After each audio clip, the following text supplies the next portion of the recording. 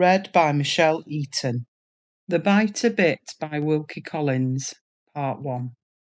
The Bite a Bit by Wilkie Collins, extracted from the correspondence of the London Police. From Chief Inspector Theakston of the Detective Police to Sergeant Bulmer of the same force. London, 4th of July, 18 blank.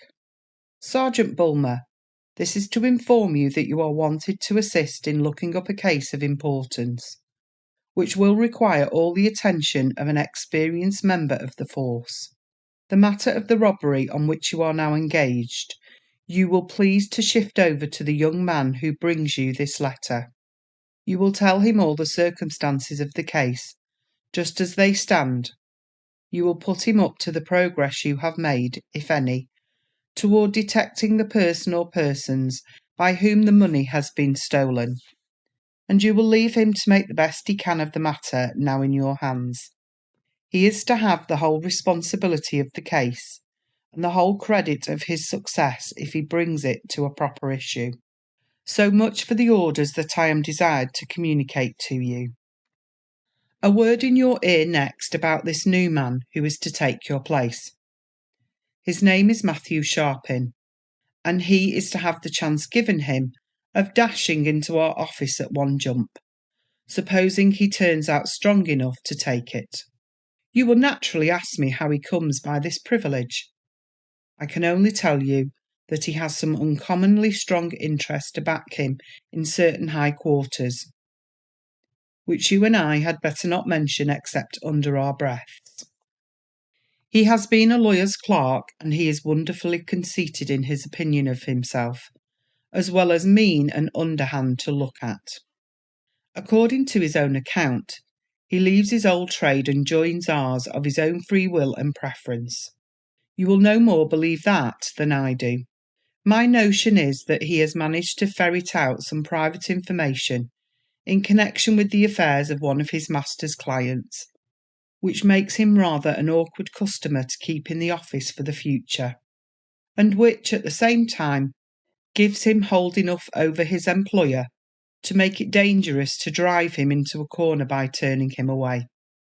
I think the giving him this unheard of chance among us is, in plain words, pretty much like giving him hush money to keep him quiet. However that may be, Mr. Matthew Sharpin is to have the case now in your hands, and if he succeeds with it, he pokes his ugly nose into our office as sure as fate. I put you up to this, Sergeant, so that you may not stand in your own light by giving the new man any cause to complain of you at headquarters, and remain yours, Francis Theakston. From Mr. Matthew Sharpin to Chief Inspector Theakston. London, 5th of July, 18 blank. Dear Sir, having now been favoured with the necessary instructions from Sergeant Bulmer, I beg to remind you of certain directions which I have received relating to the report of my future proceedings, which I am to prepare for examination at headquarters. The object of my writing, and of your examining what I have written before you send it to the higher authorities, is, I am informed, to give me, as an untried hand, the benefit of your advice in case I want it, which I venture to think I shall not, at any stage of my proceedings. As the extraordinary circumstances of the case on which I am now engaged make it impossible for me to absent myself from the place where the robbery was committed, until I have made some progress towards discovering the thief, I am necessarily precluded from consulting you personally. Hence the necessity of my writing down the various details, which might perhaps be better communicated by word of mouth. This, if I am not mistaken, is the position in which we are now placed. I state my own impressions on the subject in writing, in order that we may clearly understand each other at the outset, and have the honour to remain your obedient servant, Matthew Sharpin. From Chief Inspector Theakston to Mr. Matthew Sharpin. London, 5th of July, 18 blank. Sir, You have begun by wasting time, ink, and paper. We both of us perfectly well knew the position we stood in towards each other when I sent you with my letter to Sergeant Bulmer. There was not the least need to repeat it in writing. Be so good as to employ your pen in future on the business actually in hand. You have now 3 separate matters on which to write me. First, you have to draw up a statement of your instructions received from Sergeant Bulmer, in order to show us that nothing has escaped your memory, and that you are thoroughly acquainted with all the circumstances of the case which has been entrusted to you. Secondly, you are to inform me what it is you propose to do. Thirdly, you are to report every inch of your progress, if you make any, from day to day, and if need be, from hour to hour as well. This is your duty. As to what my duty may be, when I want you to remind me of it, I will write and tell you so. In the meantime, I remain yours, Francis Theakston. From Mr. Matthew Sharpin to Chief Inspector Theakston, London, 6th of July, 18 . Sir, you are rather an elderly person, and as such naturally inclined to be a little jealous of men like me, who are in the prime of their lives and their faculties. Under these circumstances, it is my duty to be considerate toward you, and not to bear too hardly on your small failings. I decline, therefore, altogether to take offence at the tone of your letter. I give you the full benefit of the natural generosity of my nature. I sponge the very existence of your surly communication out of my memory. In short, Chief Inspector Theakston, I forgive you, and proceed to business. My first duty is to draw up a full statement of the instructions I have received from Sergeant Bulmer. Here they are at your service, according to my version of them. At number 13 Rutherford Street, Soho, there is a stationer's shop. It is kept by one Mr. Yapman. He is a married man, but has no family. Besides Mr. and Mrs. Yapman, the other inmates in the house are a lodger, a young single man named J, who occupies the front room on the 2nd floor, a shopman who sleeps in one of the attics, and a servant of all work whose bed is in the back kitchen. Once a week a charwoman comes to help this servant. These are all the persons who on ordinary occasions have means of access to the interior of the house, placed as a matter of course at their disposal. Mr. Yapman has been in business for many years, carrying on his affairs prosperously enough to realise a handsome independence for a person in his position. Unfortunately for himself, he endeavoured to increase the amount of his property by speculating. He ventured boldly in his investments.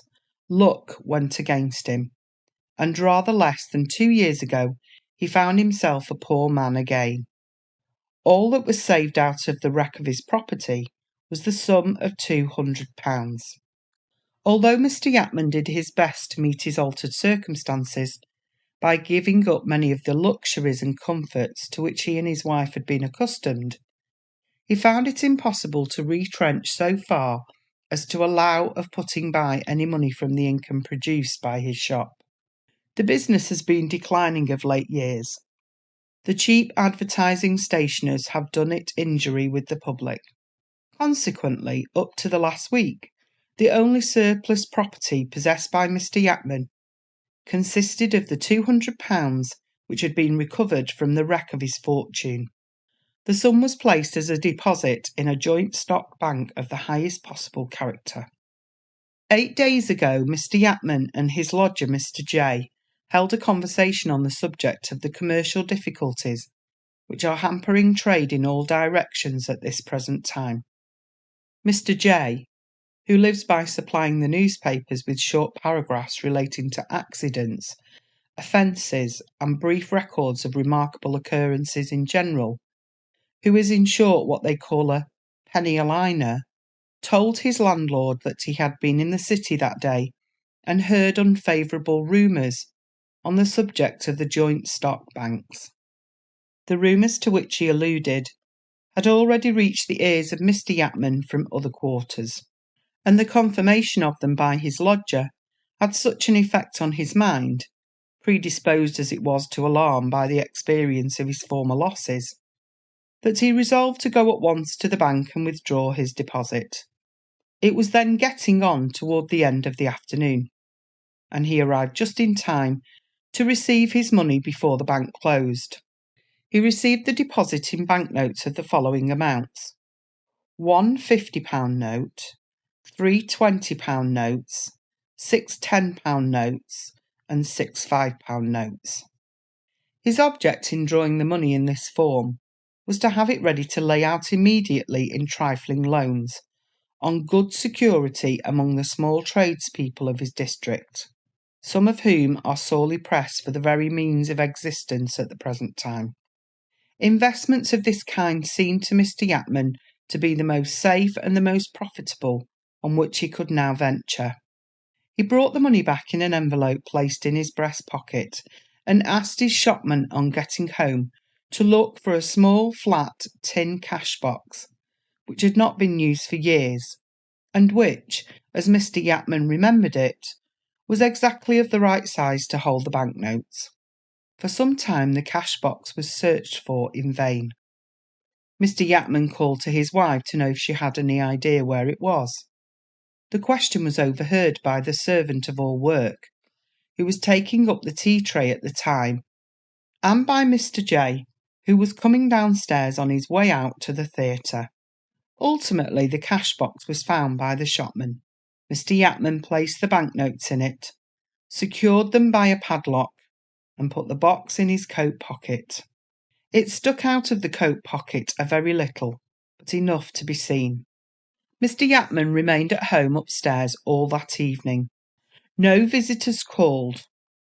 At 11 o'clock he went to bed, and put the cash box under his pillow. When he and his wife woke the next morning, the box was gone. Payment of the notes was immediately stopped at the Bank of England, but no news of the money had been heard of since that time. So far the circumstances of the case are perfectly clear. They point unmistakably to the conclusion that the robbery must have been committed by some person living in the house. Suspicion falls, therefore, upon the servant of all work, upon the shopman, and upon Mr. J. The two first knew that the cash box was being inquired for by their master, but did not know what it was he wanted to put in it. They would assume, of course, that it was money. They both had opportunities, the servant when she took away the tea, and the shopman when he came after shutting up, to give the keys of the till to his master, of seeing the cash box in Mr. Yatman's pocket, and of inferring naturally from its position there that he intended to take it into his bedroom with him at night. Mr. J, on the other hand, had been told during the afternoon's conversation on the subject of joint stock banks that his landlord had a deposit of £200 in one of them. He also knew that Mr. Yatman left him with the intention of drawing that money out, and he heard the inquiry for the cash box afterward, when he was coming downstairs.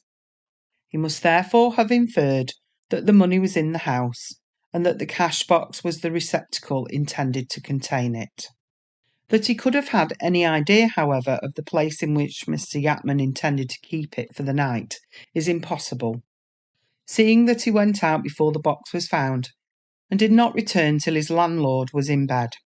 Consequently, if he committed the robbery, he must have gone into the bedroom purely on speculation. Speaking of the bedroom reminds me of the necessity of noticing the situation of it in the house, and the means that exist of gaining easy access to it at any hour of the night. The room in question is the back room on the first floor. In consequence of Mrs. Yatman's constitutional nervousness on the subject of fire, which makes her apprehend being burned alive in her room, in case of accident, by the hampering of the lock if the key is turned in it. Her husband has never been accustomed to lock the bedroom door. Both he and his wife are, by their own admission, heavy sleepers. Consequently, the risk to be run by any evil-disposed persons wishing to plunder the bedroom was of the most trifling kind. They could enter the room by merely turning the handle of the door, and if they moved with ordinary caution, there was no fear of their waking the sleepers inside. This fact is of importance. It strengthens our conviction that the money must have been taken by one of the inmates of the house, because it tends to show that the robbery in this case might have been committed by persons not possessed of the superior vigilance and running of the experienced thief.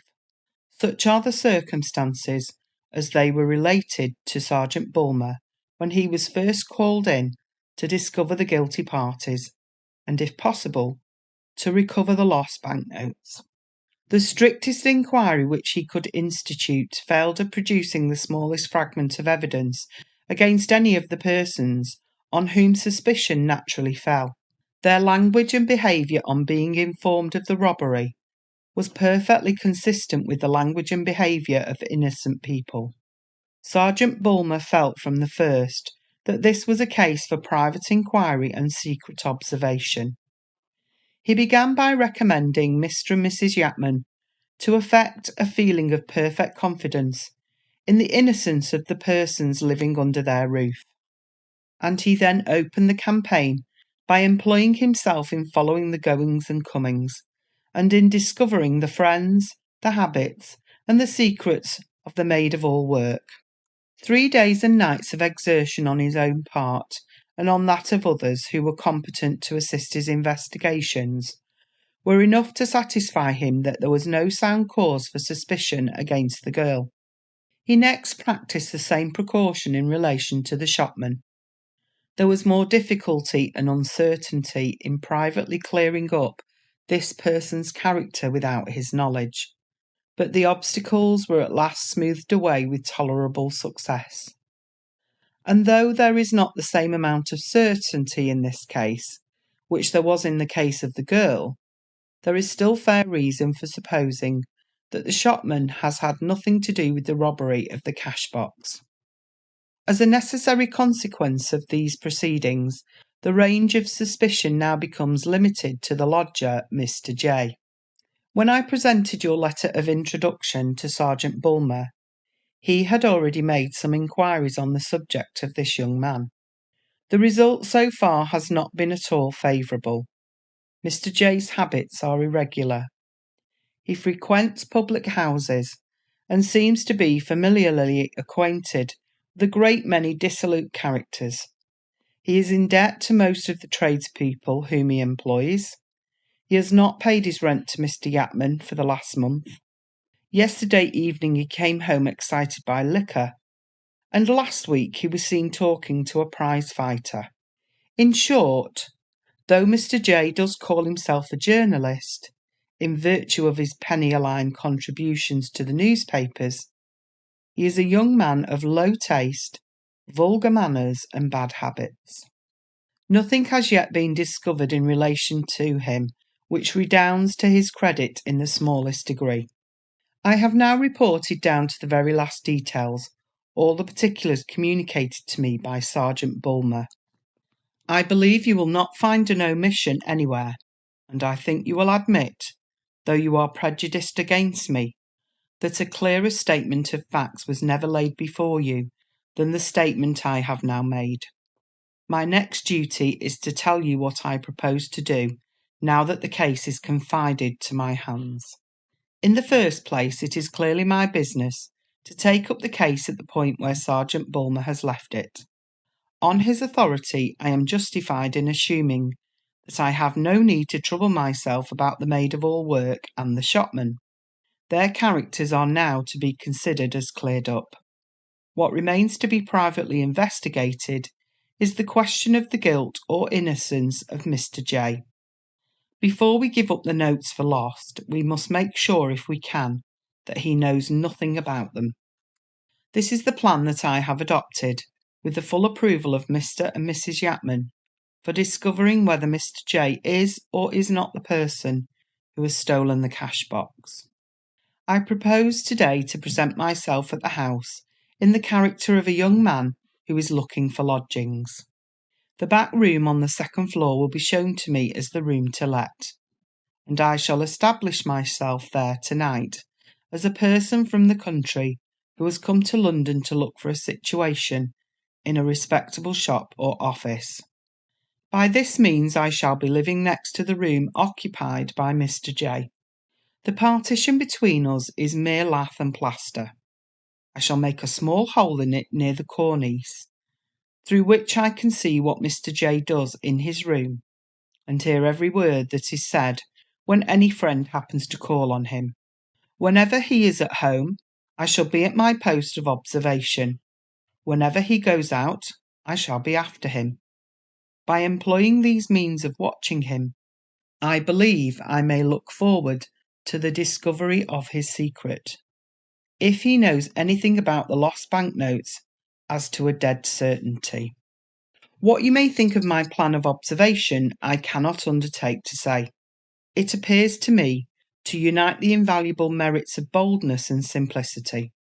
Fortified by this conviction, I close the present communication with feelings of the most sanguine description in regard to the future, and remain your obedient servant, Matthew Sharpin. From the same to the same, 7th of July. Sir, as you have not honoured me with any answer to my last communication, I assume that in spite of your prejudices against me, it has produced the favourable impression on your mind which I ventured to anticipate. Gratified and encouraged beyond measure by the token of approval which your eloquent silence conveys to me, I proceed to report the progress that has been made in the course of the last 24 hours. I am now comfortably established next door to Mr. J, and I am delighted to say that I have 2 holes in the partition instead of 1. My natural sense of humour has led me into the pardonable extravagance of giving them both appropriate names. One I call my peephole, and the other my pipe-hole. The name of the first explains itself. The name of the second refers to a small tin pipe or tube inserted in the hole, and twisted so that the mouth of it comes close to my ear, while I am standing at my post of observation. Thus, while I am looking at Mr. J through my peephole, I can hear every word that may be spoken in his room through my pipe-hole. Perfect candour, a virtue which I have possessed from my childhood, compels me to acknowledge before I go any farther that the ingenious notion of adding a pipe-hole to my proposed peephole originated with Mrs. Yapman.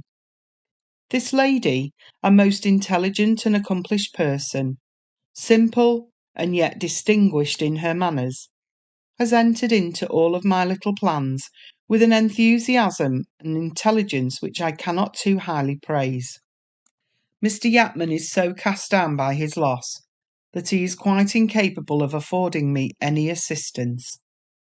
Mrs. Yapman, who is evidently most tenderly attached to him, feels her husband's sad condition of mind even more acutely than she feels the loss of the money, and is mainly stimulated to exertion by her desire to assist in raising him from the miserable state of prostration into which he has now fallen.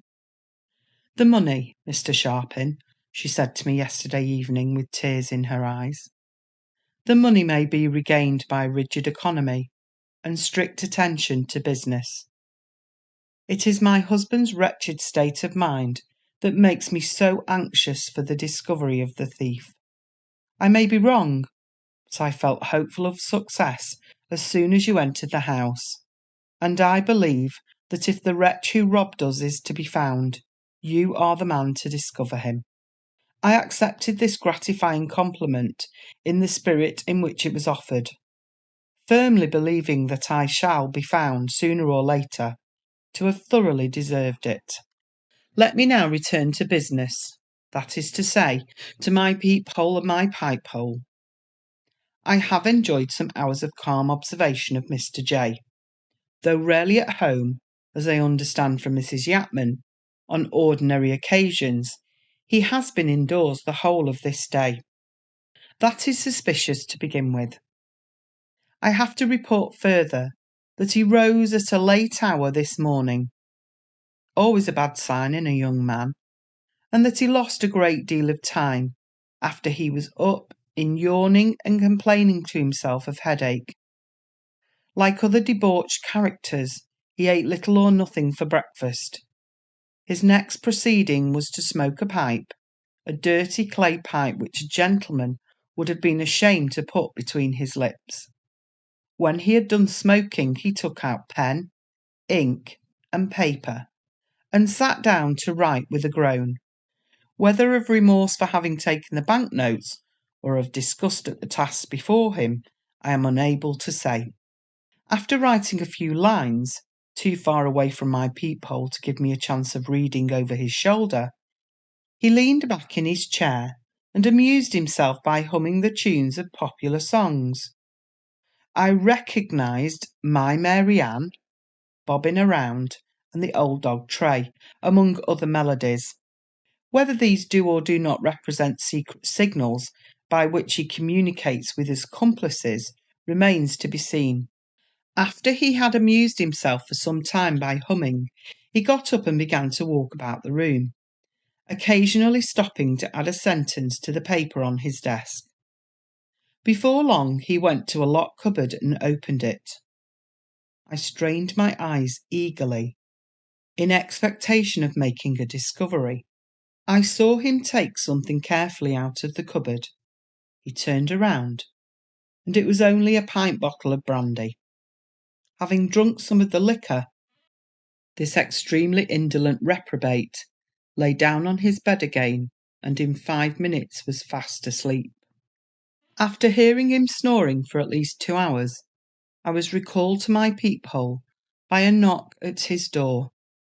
He jumped up and opened it with suspicious activity. A very small boy with a very dirty face walked in, said, "Please, sir, they're waiting for you," sat down with his legs a long way from the ground, and instantly fell asleep. Mr. J swore an oath, tied a wet towel round his head, and going back to his paper began to cover it with writing as fast as his fingers could move the pen, occasionally getting up to dip the towel in water and tie it on again. He continued at this employment for nearly 3 hours, then folded up the leaves of writing, woke the boy and gave them to him, with this remarkable expression: "Now then, young sleepyhead, quick march. If you see the governor, tell him to have the money ready for me when I call for it." The boy grinned and disappeared. I was sorely tempted to follow Sleepyhead, but on reflection considered it safest still to keep my eye on the proceedings of Mr. J. In half an hour's time he put on his hat and walked out. Of course, I put on my hat and walked out also. As I went downstairs I passed Mrs. Yapman going up. The lady has been kind enough to undertake, by previous arrangement between us, to search Mr. J.'s room while he is out of the way, and while I am necessarily engaged in the pleasing duty of following him wherever he goes. On the occasion to which I now refer, he walked straight to the nearest tavern and ordered a couple of mutton chops for his dinner. I placed myself in the next box to him and ordered a couple of mutton chops for my dinner. Before I had been in the room a minute, a young man of highly suspicious manners and appearance, sitting at a table opposite, took his glass of porter in his hand and joined Mr. J. I pretended to be reading the newspaper and listened as in duty bound with all my might. "Jack has been here inquiring after you," says the young man. "Did he leave any message?" asked Mr. J. "Yes," says the other. "He told me, if I met with you, to say that he wished very particularly to see you tonight, and that he would give you a look-in at Rutherford Street at 7 o'clock. "All right," says Mr. J. "I'll get back in time to see him." Upon this, the suspicious young man finished his porter, and saying that he was rather in a hurry, took leave of his friend, perhaps I should not be wrong if I said his accomplice, and left the room. At 25 minutes and 6:30, In these serious cases, it is important to be particular about time. Mr. J finished his chops and paid his bill. At 26 minutes and 3/4, I finished my chops and paid mine. In 10 minutes more I was inside the house in Rutherford Street, and was received by Mrs. Yatman in the passage. That charming woman's face exhibited an expression of melancholy and disappointment which it quite grieved me to see. "I am afraid, ma'am," says I, "that you have not hit on any little criminating discovery in the lodger's room." She shook her head and sighed. It was a soft, languid, fluttering sigh, and upon my life it quite upset me. For the moment I forgot business, and burned with envy of Mr. Yatman. "Don't despair, ma'am," I said, with an insinuating mildness which seemed to touch her. "I have heard a mysterious conversation. I know of a guilty appointment, and I expect great things from my peephole and my pipe-hole to-night. Pray don't be alarmed, but I think we are on the brink of a discovery." Here my enthusiastic devotion to business got the better part of my tender feelings. I looked, winked, nodded, left her. When I got back to my observatory, I found Mr. J digesting his mutton chops in an armchair, with his pipe in his mouth. On his table were 2 tumblers, a jug of water, and the pint bottle of brandy. It was then close upon 7 o'clock.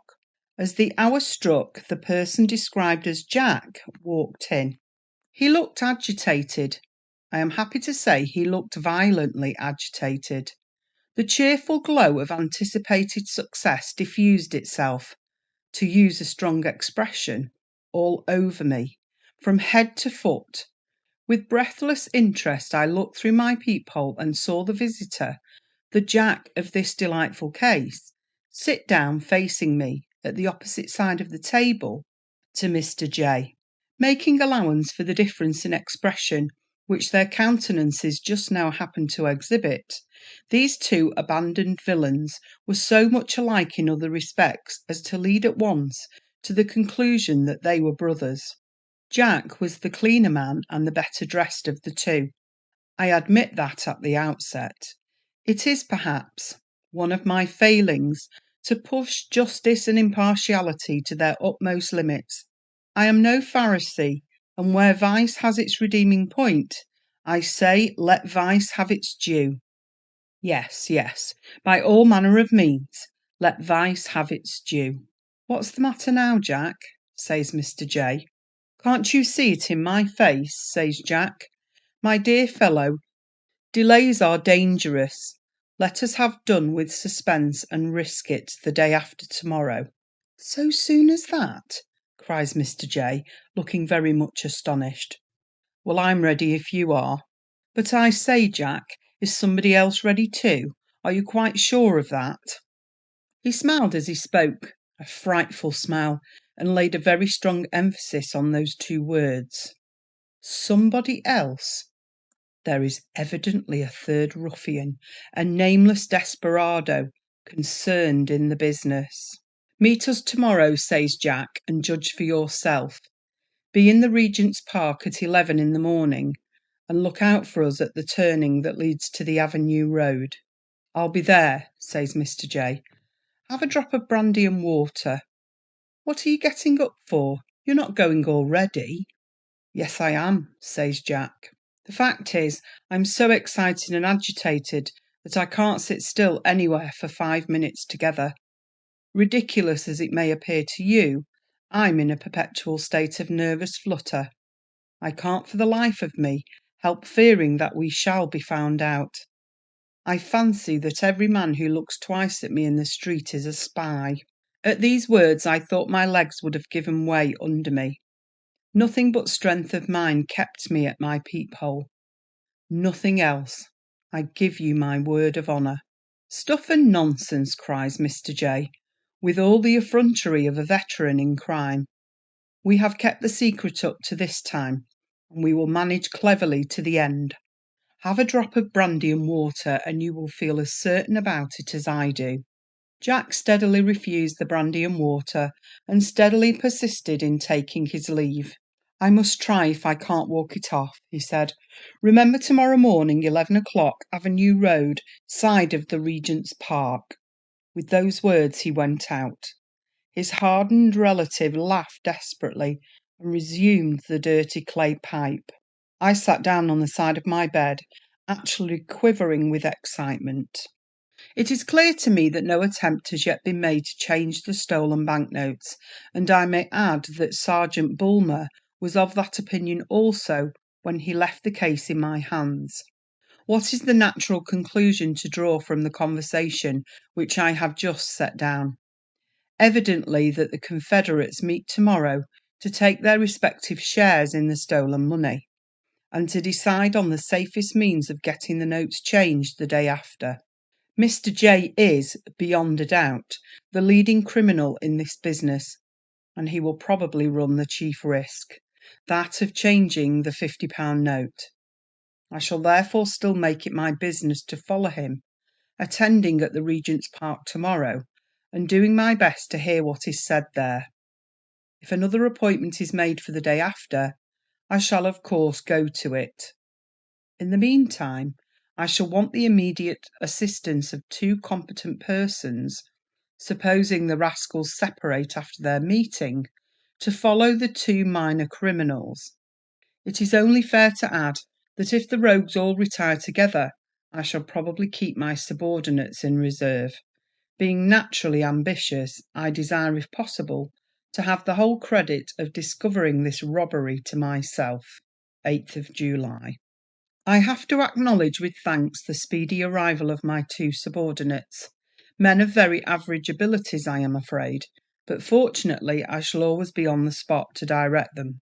My first business this morning was necessarily to prevent possible mistakes by accounting to Mr. and Mrs. Yapman for the presence of 2 strangers on the scene. Mr. Yapman, between ourselves a poor feeble man, only shook his head and groaned. Mrs. Yapman, that superior woman, favoured me with a charming look of intelligence.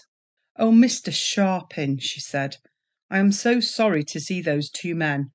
Your sending for their assistance looks as if you were beginning to be doubtful of success." I privately winked at her. She is very good in allowing me to do so without taking offence, and told her in my facetious way that she laboured under a slight mistake. "It is because I am sure of success, ma'am, that I send for them. I am determined to recover the money, not for my own sake only, but for Mr. Yapman's sake and for yours." I laid a considerable amount of stress on those last 3 words. She said, "Oh, Mr. Sharpin," again, and blushed of a heavenly red, and looked down at her work. I could go to the world's end with that woman, if Mr. Yapman would only die. I sent off the 2 subordinates to wait until I wanted them at the Avenue Road gate of the Regent's Park. Half an hour afterward, I was following the same direction myself at the heels of Mr. J. The 2 confederates were punctual to the appointed time. I blush to record it, but it is nevertheless necessary to state that the 3rd rogue, the nameless desperado of my report, or if you prefer it, the mysterious somebody else of the conversation between the 2 brothers, is a woman, and what is worse, a young woman, and, what is more lamentable still, a nice-looking woman. I have long resisted a growing conviction that wherever there is mischief in this world, an individual of the fair sex is inevitably certain to be mixed up in it. After the experience of this morning, I can struggle against that sad conclusion no longer. I give up the sex, excepting Mrs. Yapman. I give up the sex. The man named Jack offered the woman his arm. Mr. J placed himself on the other side of her. The 3 then walked away slowly among the trees. I followed them at a respectful distance. My 2 subordinates, at a respectful distance also, followed me. It was, I deeply regret to say, impossible to get near enough to them to overhear their conversation without running too great a risk of being discovered. I could only infer from their gestures and actions that they were all three talking with extraordinary earnestness on some subject which deeply interested them. After having been engaged in this way a full quarter of an hour, they suddenly turned round to retrace their steps. My presence of mind did not forsake me in this emergency. I signed to the two subordinates to walk on carelessly and pass them, while I myself slipped dexterously behind a tree. As they came by me, I heard Jack address these words to Mr. J. "Let us say 10:30 tomorrow morning, and mind you come in a cab. We had better not risk taking one in this neighbourhood." Mr. J. made some brief reply which I could not overhear. They walked back to the place at which they had met, shaking hands there with an audacious cordiality which it quite sickened me to see. Then they separated. I followed Mr. J. My subordinates paid the same delicate attention to the other two. Instead of taking me back to Rutherford Street, Mr. J. led me to the Strand.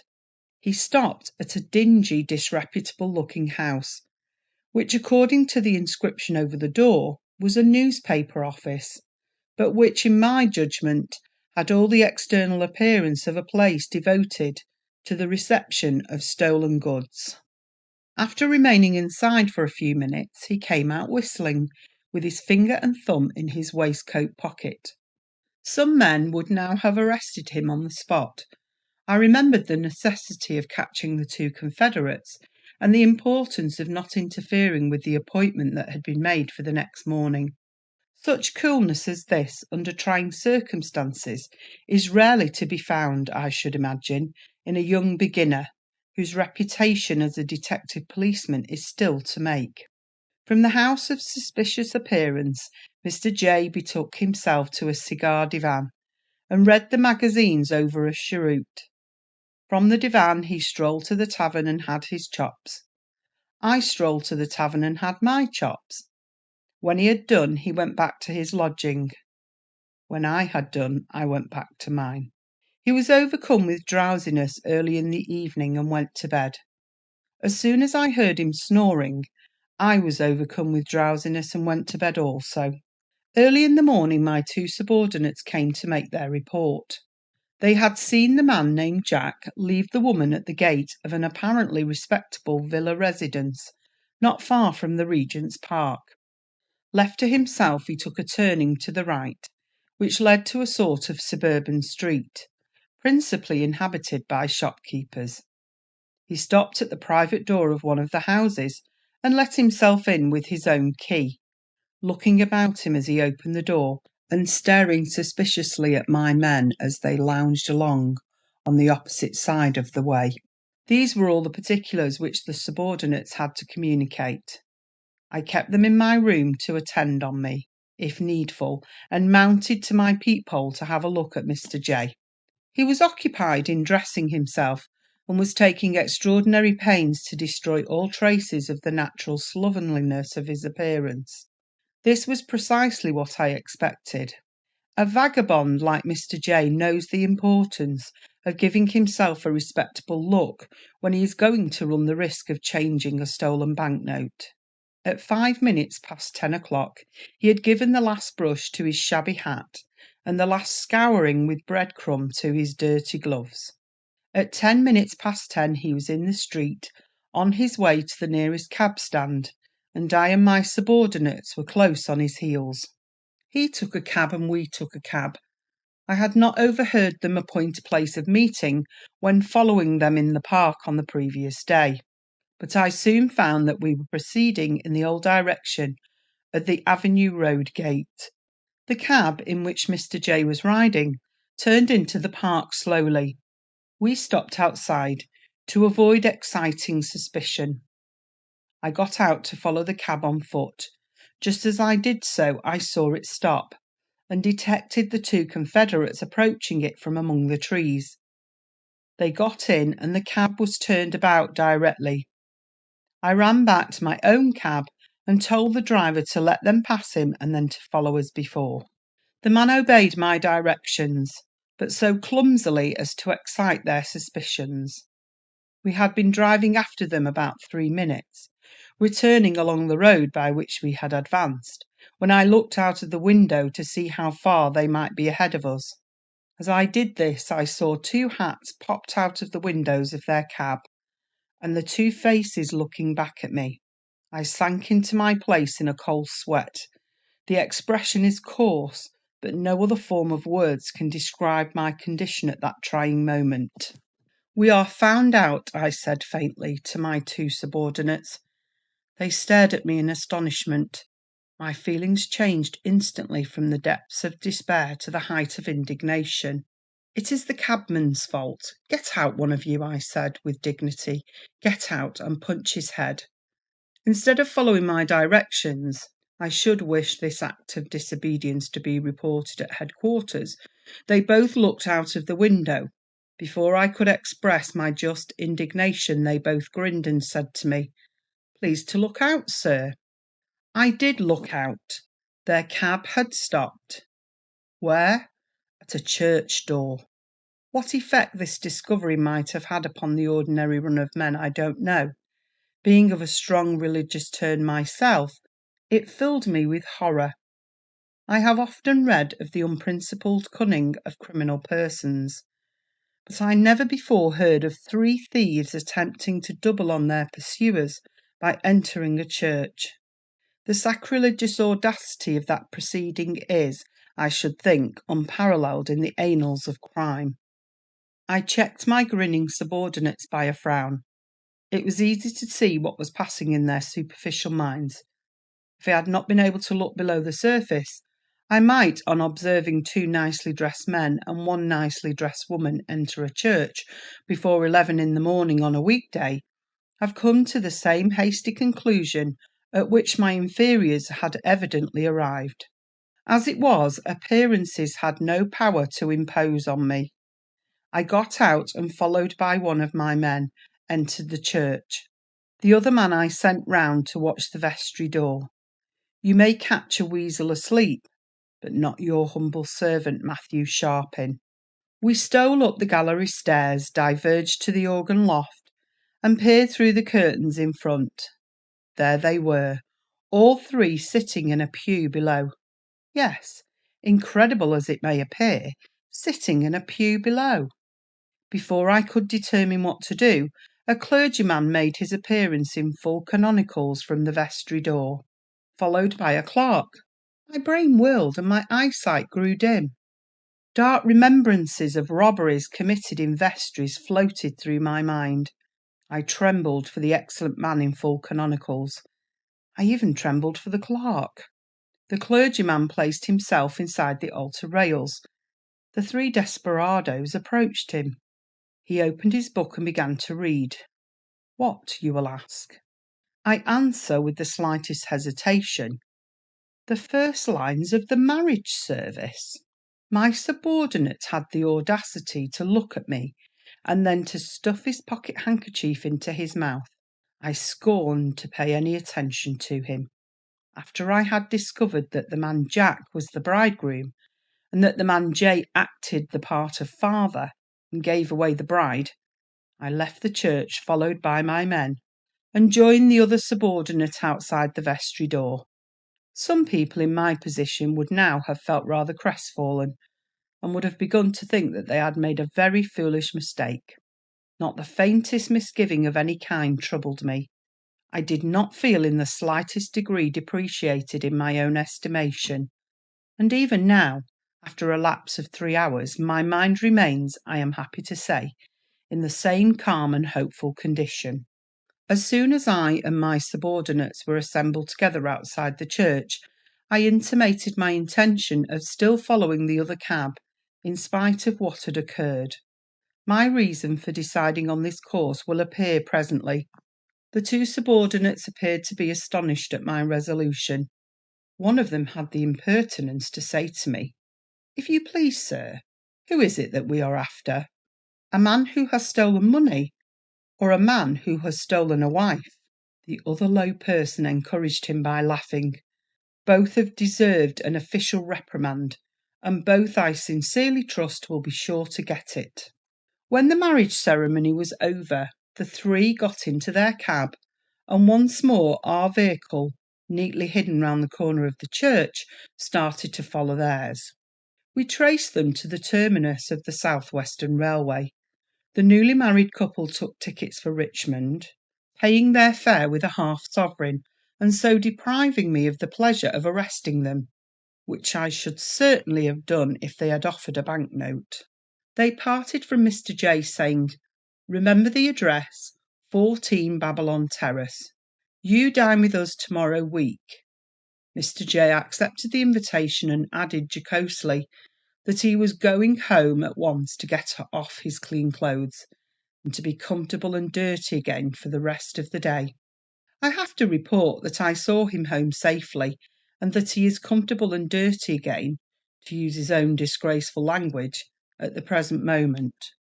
Here the affair rests, having by this time reached what I may call its first stage. I know very well what persons of hasty judgment will be inclined to say of my proceedings thus far. They will assert that I have been deceiving myself all through in the most absurd way. They will declare that the suspicious conversations which I have reported referred solely to the difficulties and dangers of successfully carrying out a runaway match, and they will appeal to the scene in the church as offering undeniable proof of the correctness of their assertions. So let it be. I dispute nothing up to this point, but I ask a question out of the depths of my own sagacity as a man of the world, which the bitterest of my enemies will not, I think, find it particularly easy to answer.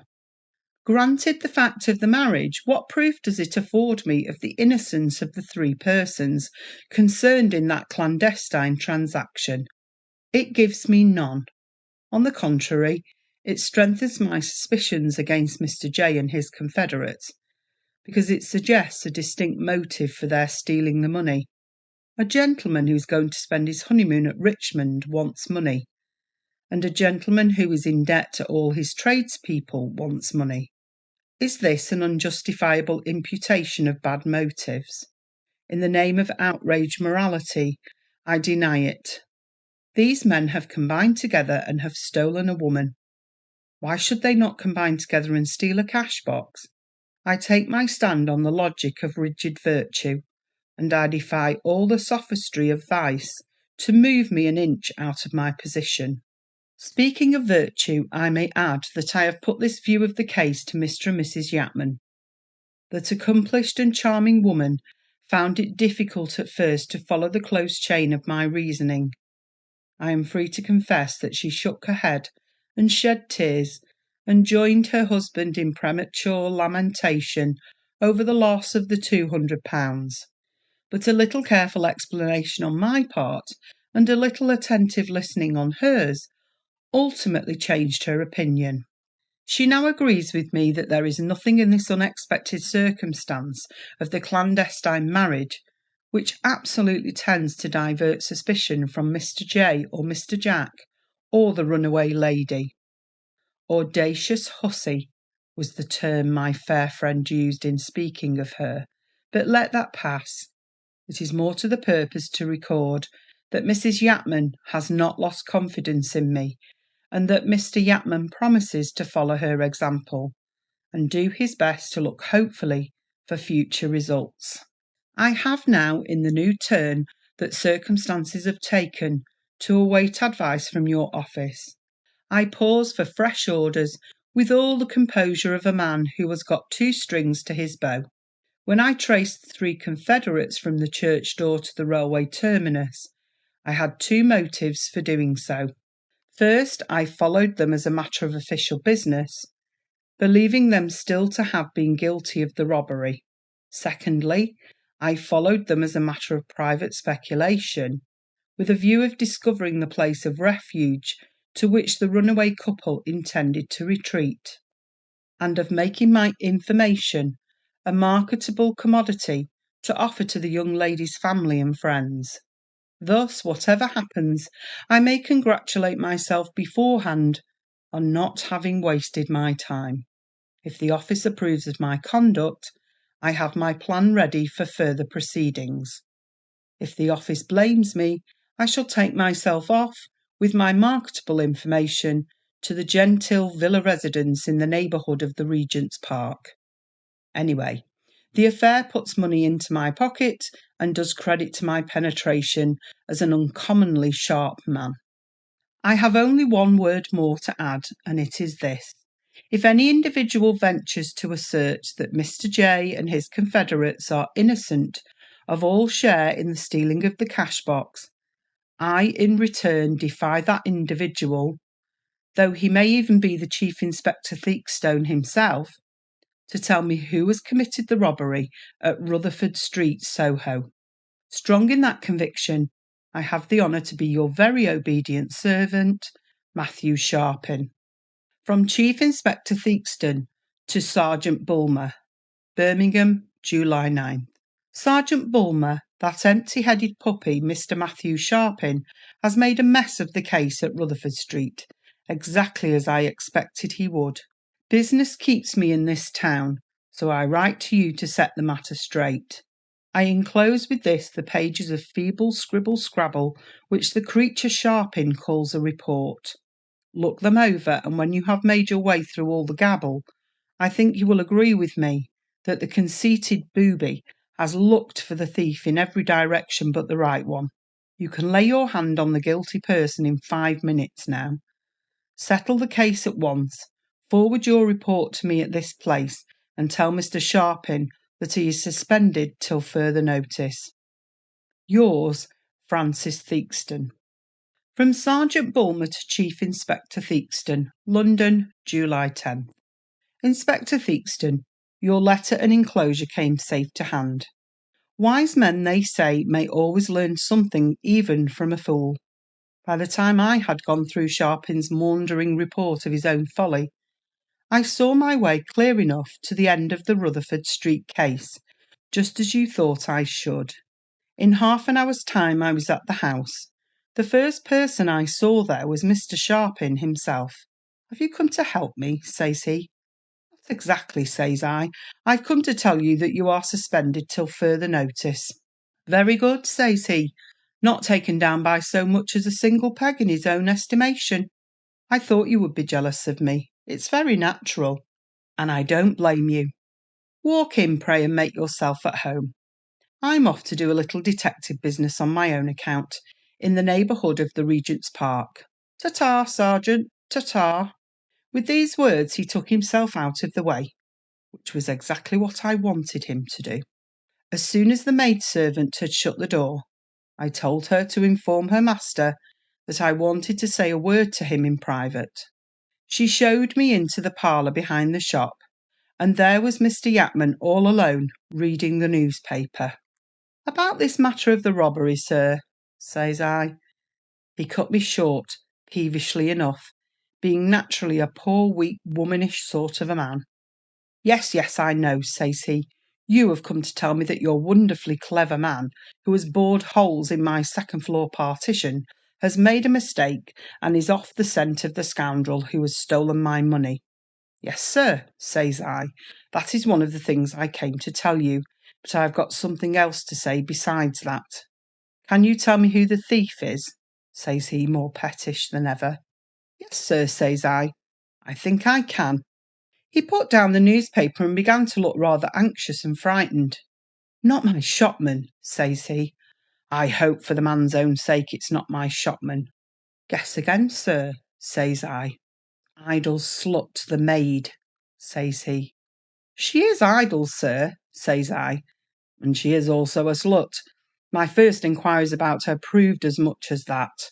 But she's not the thief." "Then in the name of heaven, who is?" says he. "Will you please to prepare yourself for a very disagreeable surprise, sir," says I. "And in case you lose your temper, will you excuse remarking that I am the stronger man of the two, and that if you allow yourself to lay hands on me, I may unintentionally hurt you in pure self-defence." He turned as pale as ashes and pushed his chair 2 or 3 feet away from me. "You have asked me to tell you, sir, who has taken your money," I went on. "If you insist on my giving you an answer, "I do insist," he said faintly. "Who has taken it?" "Your wife has taken it," I said, very quietly and very positively at the same time.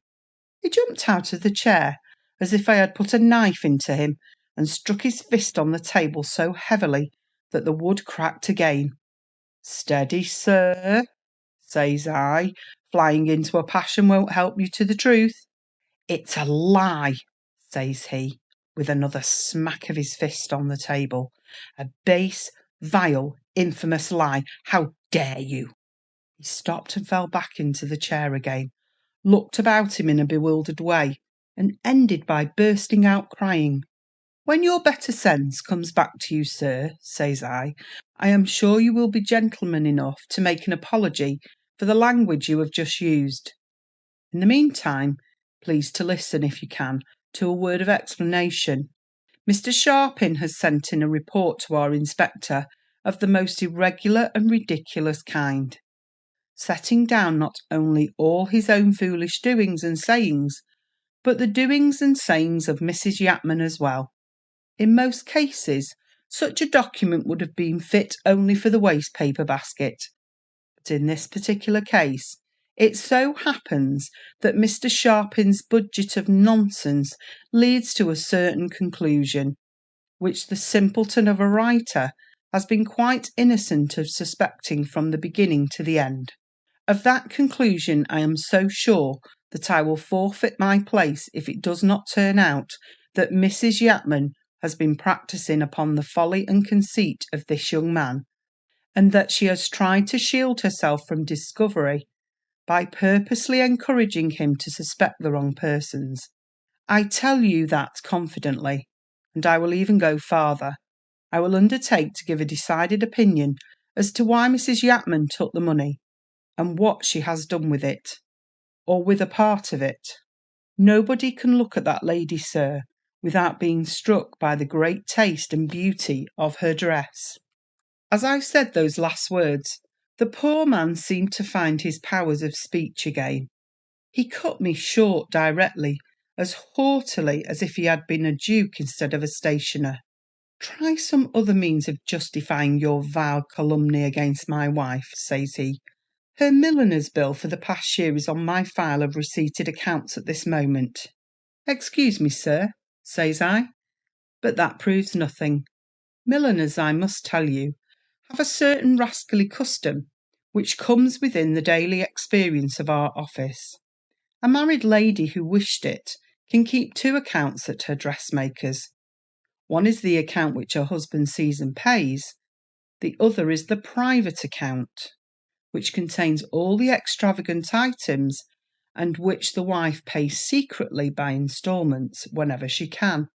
According to our usual experience, these instalments are mostly squeezed out of the housekeeping money. In your case, I suspect, no instalments have been paid. Proceedings have been threatened. Mrs. Yatman, knowing your altered circumstances, has felt herself driven into a corner, and she has paid her private account out of your cash box." "I won't believe it," says he. "Every word you speak is an abominable insult to me and to my wife." "Are you man enough, sir," says I, taking him up short in order to save time and words, "to get that receipted bill you spoke of just now off the file, and come with me at once to the milliner's shop where Mrs. Yatman deals?" He turned red in the face at that, got the bill directly, and put on his hat. I took out of my pocket-book the list containing the numbers of the lost notes, and we left the house together immediately. Arrived at the milliner's, one of the expensive West End houses, as I expected, I asked for a private interview, on important business, with the mistress of the concern. It was not the first time that she and I had met over the same delicate investigation. The moment she set eyes on me, she sent for her husband. I mentioned who Mr. Yatman was and what we wanted. "This is strictly private?" inquires the husband. I nodded my head. "And confidential," says the wife. I nodded again. "Do you see any objection, dear, to obliging the sergeant with a sight of the book?" says her husband. None in the world, love, if you approve of it, says the wife. All this while poor Mr. Yapman sat looking the picture of astonishment and distress, quite out of place at our polite conference. The books were brought, and 1 minute's look at the pages in which Mrs. Yapman's name figured was enough, and more than enough, to prove the truth of every word that I had spoken. There in one book was the husband's account which Mr. Yapman had settled, and there in the other was the private account, crossed off also, the date of settlement being the very day after the loss of the cash box. This said private account amounted to the sum of £175 odd shillings, and it extended over a period of 3 years. Not a single instalment had been paid on it. Under the last line was an entry to this effect: written to for the 3rd time, June 23rd. I pointed to it and asked the milliner if that meant last June. Yes, it did mean last June, and she now deeply regretted to say that it had been accompanied by a threat of legal proceedings. I thought you gave good customers more than 3 years' credit, says I. The milliner looks at Mr. Yapman and whispers to me, not when a lady's husband gets into difficulties. She pointed to the account as she spoke. The entries after the time when Mr. Yapman's circumstances became involved were just as extravagant for a person in his wife's situation as the entries for the year before that period. If the lady had economised in other things, she had certainly not economised in the matter of dress. There was nothing left now but to examine the cash book, for form's sake. The money had been paid in notes, the amounts and numbers of which exactly tallied with the figures set down in my list. After that, I thought it best to get Mr. Yapman out of the house immediately. He was in such a pitiable condition that I called a cab and accompanied him home in it. At first he cried and raved like a child, but I soon quieted him, and I must add to his credit that he made me a most handsome apology for his language as the cab drew up at his house door. In return, I tried to give him some advice about how to set matters right for the future with his wife. He paid very little attention to me, and went upstairs muttering to himself about a separation. Whether Mrs. Yapman will come cleverly out of the scrape or not seems doubtful. I should say myself that she would go into screeching hysterics, and so frighten the poor man into forgiving her. But this is no business of ours. So far as we are concerned, the case is now at an end, and the present report may come to a conclusion along with it. I remain accordingly yours to command, Thomas Bulmer. P.S. I have to add that on leaving Rutherford Street, I met Mr. Matthew Sharpin coming to pack up his things.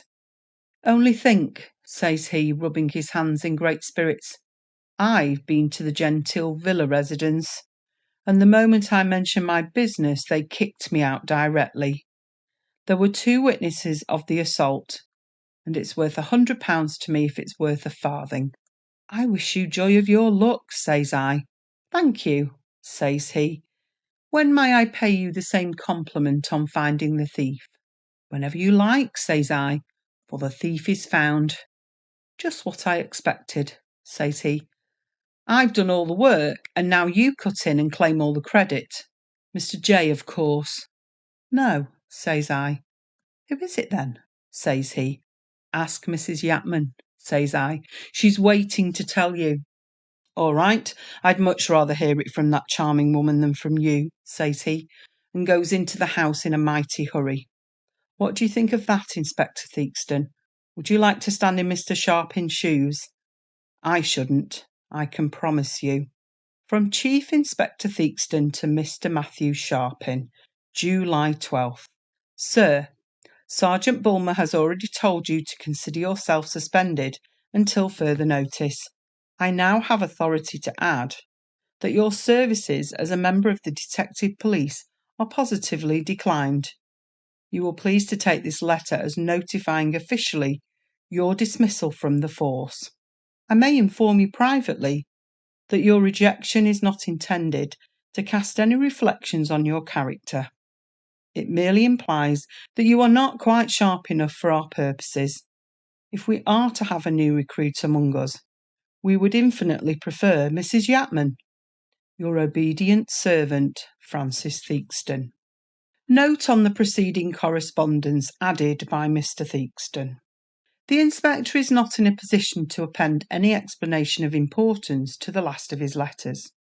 It has been discovered that Mr. Matthew Sharpin left the house in Rutherford Street 5 minutes after his interview outside of it with Sergeant Bulmer, his manner expressing the liveliest emotions of terror and astonishment, and his left cheek displaying a bright patch of red, which looked as if it might have been the result of what is popularly termed a smart box on the ear.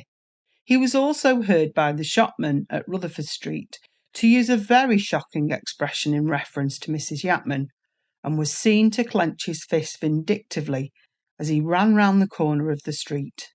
Nothing more has been heard of him, and it is conjectured that he has left London with the intention of offering his valuable services to the provincial police. On the interesting domestic subject of Mr. and Mrs. Yatman, still less is known. It has, however, been positively ascertained that the medical attendant of the family was sent for in a great hurry on the day when Mr. Yatman returned from the milliner's shop. The neighbouring chemist received soon afterward a prescription of a soothing nature to make up for Mrs. Yatman. The day after, Mr. Yatman purchased some smelling salts at the shop, and afterward appeared at the circulating library to ask for a novel descriptive of high life that would amuse an invalid lady. It has been inferred from these circumstances that he has not thought it desirable to carry out his threat of separating from his wife, at least in the present presumed condition of that lady's sensitive nervous system. Read by Donald Warren. Missing, page 13, by Anna Katherine Green. One more, just one more well-paying affair, and I promise to stop, really and truly to stop. But Puss, why one more? You have earned the amount you set for yourself, or very nearly, and though my help is not great, in 3 months I can add enough. No, you cannot, Arthur. You are doing well. I appreciate it. In fact, I am just delighted to have you work for me in the way you do. But you cannot, in your position, make enough in 3 months or in 6 to meet the situation as I see it. Enough does not satisfy me. The measure must be full, heaped up and running over. Possible failure following promise must be provided for. Never must I feel myself called upon to do this kind of thing again. Besides, I have never gotten over the Zabriskie tragedy. It haunts me continually. Something new may help to put it out of my head. I feel guilty. I was responsible. No, Puss, I will not have it that you were responsible. Some such end was bound to follow a complication like that. Sooner or later, he would have been driven to shoot himself. But not her. No, not her. But do you think she would have given those few moments of perfect understanding with her blind husband for a few years more of miserable life? Violet made no answer. She was too absorbed in her surprise. Was this Arthur? Had a few weeks' work and a close connection with the really serious things of life made this change in him? Her face beamed at the thought, which, seeing but not understanding what underlay this evidence of joy, he bent and kissed her, saying with some of his old nonchalance, "Forget it, Violet. Only don't let anyone or anything lead you to interest yourself in another affair of the kind. If you do, I shall have to consult a certain friend of yours as to the best way of stopping this folly. I mention no names. Oh, you need not look so frightened. Only behave. That's all." "He's right," she acknowledged to herself as he sauntered away. Altogether right. Yet because she wanted the extra money. The scene invited alarm, that is, for so young a girl as Violet, surveying it from an automobile some time after the stroke of midnight. An unknown house at the end of a heavily shaded walk, and the open doorway of which could be seen the silhouette of a woman's form leaning eagerly forward with arms outstretched in an appeal for help. It vanished while she looked, but the effect remained, holding her to seat for one startled moment. This seemed strange, for she anticipated adventure. One is not summoned from a private ball to ride a dozen miles into the country on an errand of investigation without some expectation of encountering the mysterious and the tragic. But Violet Strange, for all her many experiences, was of a most susceptible nature, and for the instant in which that door stood open, with only the memory of that expectant figure to disturb the faintly lit vista of the hall beyond, she felt that grip upon her throat which comes from an indefinable fear which no words can explain and no plummet sound. But this soon passed. With the setting of her foot to ground, conditions changed, and her emotions took on a more normal character. The figure of a man now stood in the place held by the vanished woman, and it was not only that of one she knew, but that of one she trusted, a friend whose presence gave her courage. With this recognition came a better understanding of the situation, and it was with a beaming eye and unclouded features that she tripped up the walk to meet the expectant figure and outstretched hand of Robert Upjohn. "You here!" she exclaimed, amid smiles and blushes, as he drew her into the hall. He at once launched forth into explanations mingled with apologies for the presumption he had shown in putting her into this inconvenience. There was trouble in the house, great trouble. Something had occurred for which an explanation must be found before morning, or the happiness and honor of more than one person now under this unhappy roof would be wrecked. He knew it was late, that she had been obliged to take a long and dreary ride alone, but her success with the problem, which had once come near wrecking his own life, had emboldened him to telephone to the office and, "But you are in ball dress," he cried in amazement. "Did you think—" "I came from a ball. Word reached me between the dances. I did not go home. I had been bidden to hurry." He looked his appreciation, but when he spoke it was to say, "This is the situation. Miss Digby, the lady who is to be married tomorrow, who hopes to be married tomorrow." "How hopes?" "Who will be married tomorrow, if a certain article lost in this house tonight can be found before any of the persons who have been dining here leave for their homes." Violet uttered an exclamation. "Then, Mr. Cornell," she began. "Mr. Cornell has our utmost confidence," Roger hastened to interpose, "but the article missing is one which he might reasonably desire to possess, and which he alone of all present had the opportunity of securing. You can therefore see why he, with his pride, the pride of a man not rich, engaged to marry a woman who is, should declare that unless his innocence is established before daybreak, the doors of St. Bartholomew will remain shut tomorrow." "But the article lost, what is it?" "Miss Digby will give you the particulars. She is waiting to receive you," he added with a gesture towards a half-open door at their right. Violet glanced that way, then cast her looks up and down the hall in which they stood. "Do you know that you have not told me in whose house I am? Not hers, I know. She lives in the city. And you are 12 miles from Harlem. Miss Strange, you are in the Van Brooklyn mansion, famous enough you will acknowledge. Have you ever been here before?" "I have been here, but I recognize nothing in the dark. What an exciting place for an investigation!" "And Mr. Van Brooklyn, have you never met him?" "Once, when a child. He frightened me then, and may frighten you now, though I doubt it. Time has mellowed him. Besides, I have prepared him for what might otherwise occasion him some astonishment. Naturally, he would not look for just the sort of lady investigator I am about to introduce to him." She smiled. Violet Strange was a very charming young woman, as well as a keen prober of odd mysteries. The meeting between herself and Miss Digby was a sympathetic one. After the first inevitable shock which the latter felt at the sight of the beauty and fashionable appearance of the mysterious little being who was to solve her difficulties, her glance, which under other circumstances might have lingered unduly upon the piquant features and exquisite dressing of the fairy-like figure before her, passed at once to Violet's eyes, in whose steady depths beamed an intelligence quite at odds with the coquettish dimples which so often misled the casual observer in this estimation of a character singularly subtle and well poised. As for the impression she herself made upon Violet, it was the same she made upon everyone. No one could long look at Florence Digby and not recognize the loftiness of her spirit and the generous nature of her impulses. In person she was tall, and as she leaned to take Violet's hand, the difference between them brought out the salient points in each, to the great admiration of the one onlooker. Meantime, for all her interest in the case at hand, Violet could not help casting a hurried look about her, in gratification of the curiosity incited by her entrance into a house signalized from its foundation by such a series of tragic events.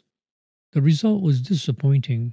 The walls were plain, the furniture simple, nothing suggestive in either, unless it was the fact that nothing was new, nothing modern. As it looked in the days of Burr and Hamilton, so it looked today, even to the rather startling detail of candles which did duty on every side in place of gas. As Violet recalled the reason for this, the fascination of the past seized upon her imagination.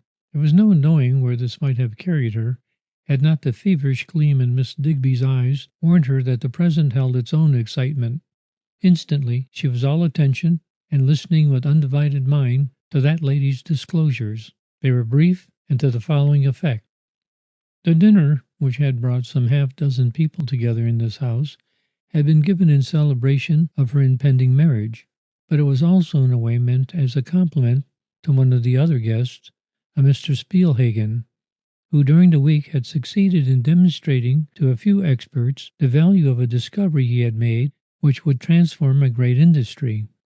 In speaking of this discovery, Miss Digby did not go into particulars, the whole matter being far beyond her understanding. But in stating its value, she openly acknowledged that it was in the line of Mr. Cornell's own work, and one which involved calculations and a formula which, if prematurely disclosed, would invalidate the contract Mr. Spielhagen hoped to make, and thus destroy his present hopes. Of this formula, but two copies existed.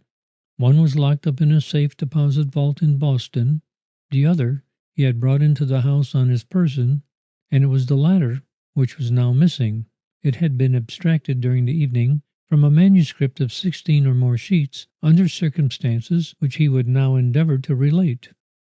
Mr. Van Brooklyn, their host, had in his melancholy life but one interest which could be called at all absorbing. This was for explosives.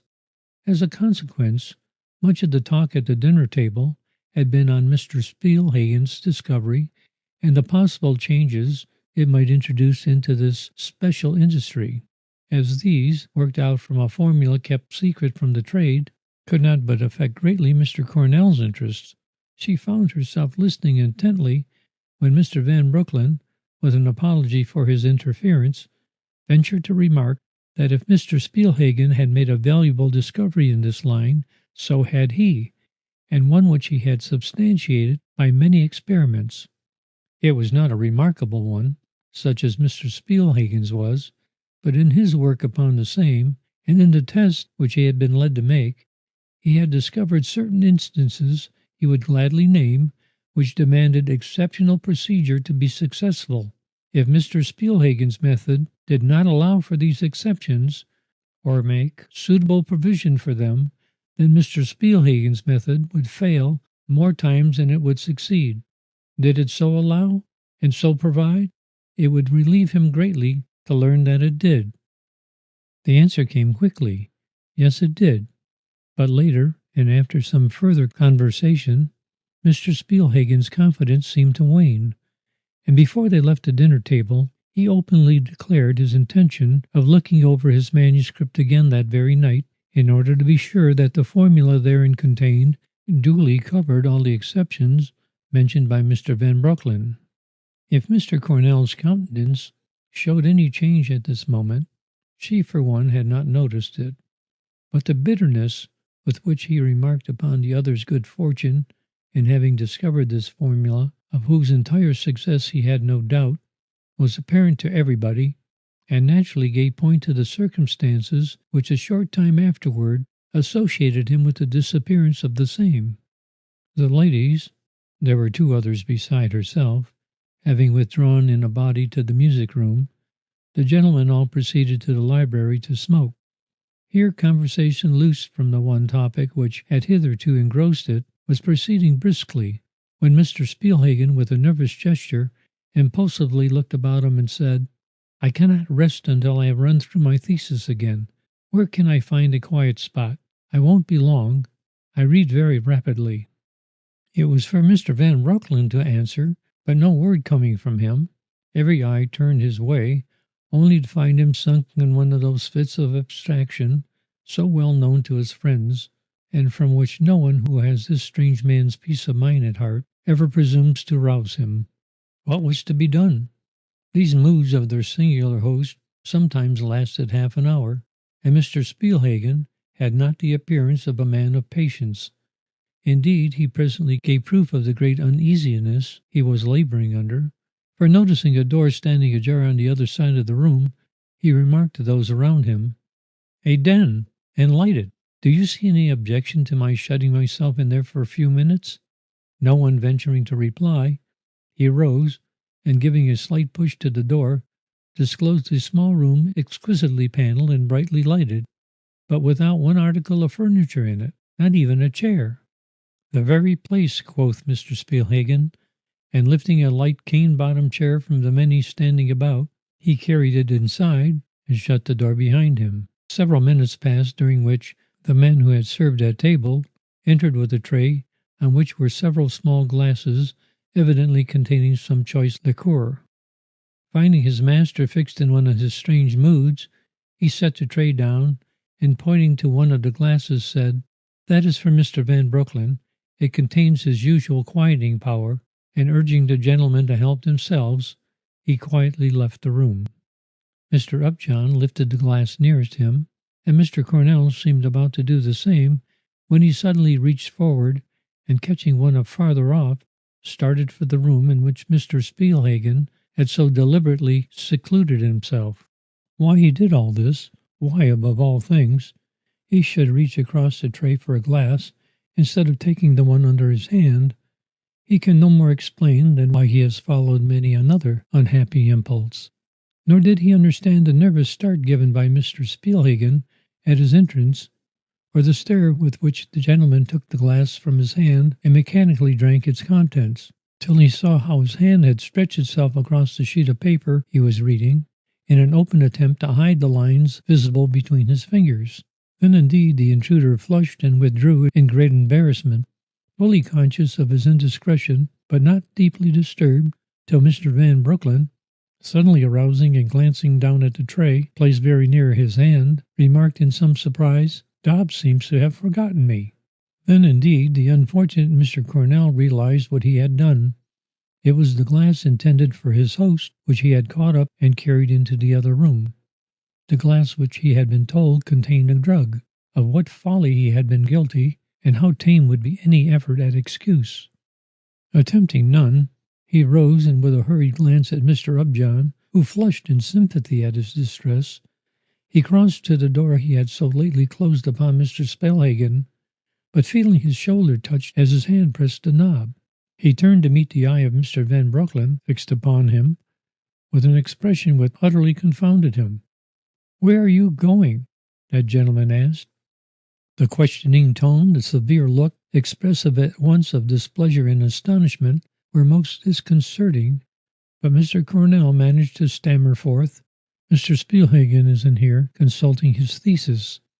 When your man brought in the cordial, I was awkward enough to catch up your glass and carry it in to Mr. Spielhagen. He drank it, and I'm anxious to see if it did him any harm." As he uttered the last word, he felt Mr. Van Broecklyn's hand slip from his shoulder, but no word accompanied the action, nor did his host make the least move to follow him into the room. This was a matter of great regret to him later, as it left him for a moment out of the range of every eye, during which he says he simply stood in a state of shock at seeing Mr. Spielhagen still sitting there, manuscript in hand, but with head fallen forward and eyes closed, dead, asleep, or he hardly knew what. The sight so paralyzed him. Whether or not this was the exact truth and the whole truth, Mr. Cornell certainly looked very unlike himself as he stepped back into Mr. Van Broeklen's presence, and he was only partially reassured when that gentleman protested that there was no real harm in the drug, and that Mr. Spielhagen would be all right if left to wake naturally and without shock. However, as his present attitude was one of great discomfort, they decided to carry him back and lay him on the library lounge. But before doing this, Mr. Upjohn drew from his flaccid grasp the precious manuscript and carried it into the larger room, placed it on a remote table, where it remained undisturbed till Mr. Spielhagen, suddenly coming to himself at the end of some 15 minutes, missed the sheets from his hand and bound up across the room to repossess himself of them. His face, as he lifted them up and rapidly ran through them with ever-accumulating anxiety, told him what they had to expect. The page containing the formula was gone. Violet now saw her problem. There was no doubt about the loss I have mentioned. All could see that page 13 was not there. In vain a second handling of every sheet. The one so numbered was not to be found. Page 14 met the eye at the top of the pile, and page 12 finished it off at the bottom, but no page 13 in between, or anywhere else. Where had it vanished, and through whose agency had this misadventure occurred? No one could say, or at least no one there made any attempt to do so, though everybody started to look for it. But where look? The adjoining small room offered no facilities for hiding a cigar end, much less a square of shining white paper. Bare walls, a bare floor, and a single chair for furniture comprised all that was to be seen in this direction, nor could the room in which they then stood be thought to hold it, unless it was on the person of some one of them. Could this be the explanation of the mystery? No man looked his doubts, but Mr. Cornell, possibly divining the general feeling, stepped up to Mr. Van Broeklen and, in a cool voice, but with the red burning hotly on either cheek, said so as to be heard by everyone present, "I demand to be searched, at once and thoroughly." A moment's silence, then the common cry, "We will all be searched."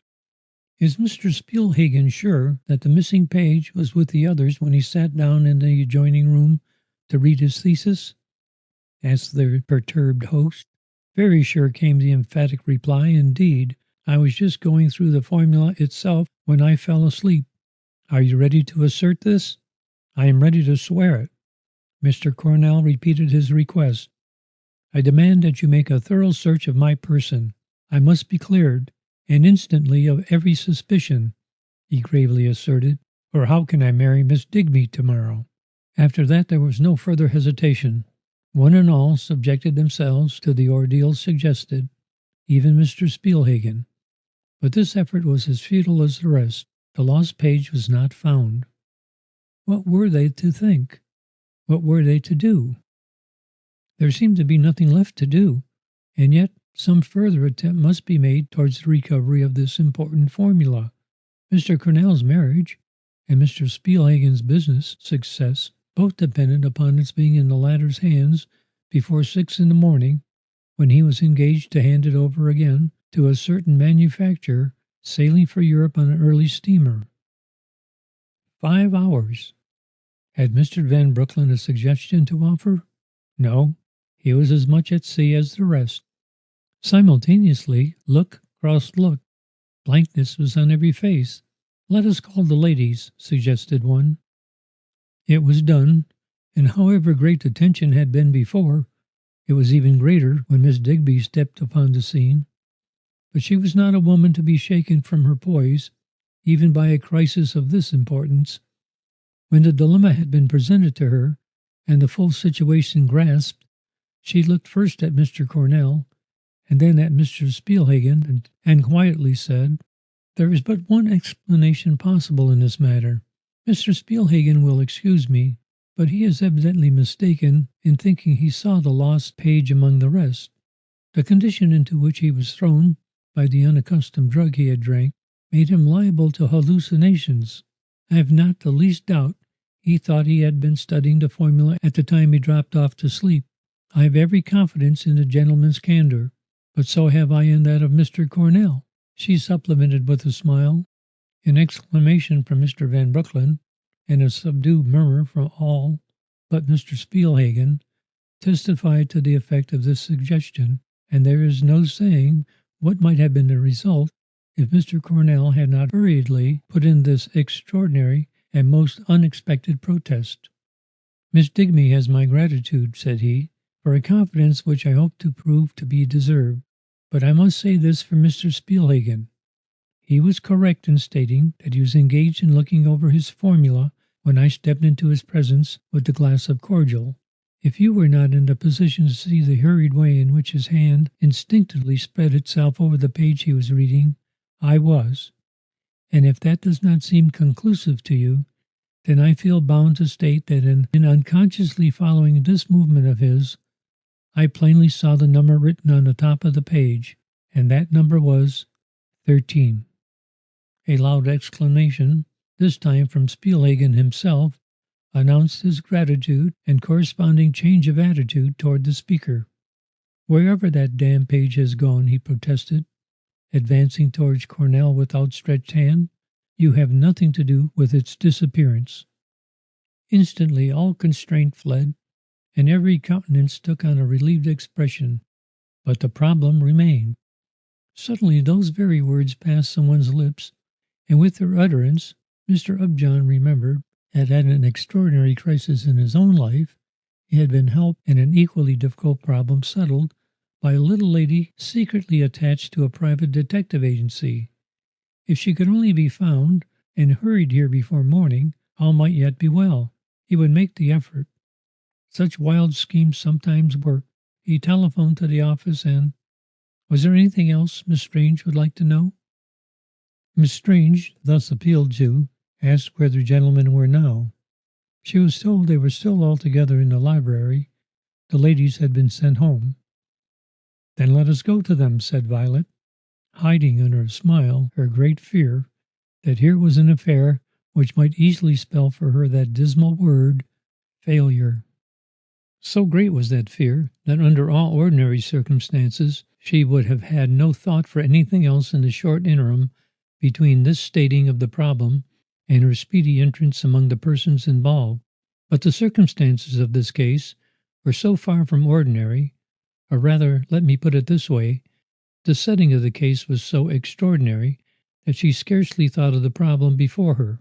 In her great interest in the house, through whose rambling walls she was being so carefully guided, so much that was tragic and heart-rending had occurred here. The Van Broecklyn name, the Van Broecklyn history, above all the Van Broecklyn tradition, which made the house unique in the country's annals, all made an appeal to her imagination and centered her thoughts on what she saw about her. There was a door which no man ever opened, had never opened since Revolutionary times. Should she see it, should she know it if she did see it? Then Mr. Van Broecklyn himself, just to meet him under any conditions and in any place, was an event. But to meet him here, under the pall of his own mystery, no wonder she had no words for her companions, or that her thoughts clung to this anticipation and wonder and a most fearsome delight. His story was a well-known one. A bachelor and a misanthrope, he lived absolutely alone, save for a large entourage of servants, all men, and elderly ones at that. He never visited, though he now and then, as on this occasion, entertained certain persons under his roof. He declined every invitation for himself, avoiding even, with equal strictness, all evening amusements of whatever kind which would detain him in the city after 10 at night. Perhaps this was to ensure no break in his rule of life, never to sleep out of his own bed.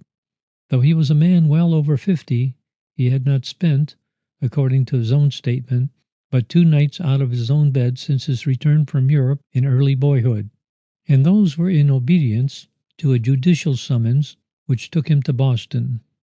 This was his main eccentricity, but he had another which is apparent enough from what has already been said. He avoided women.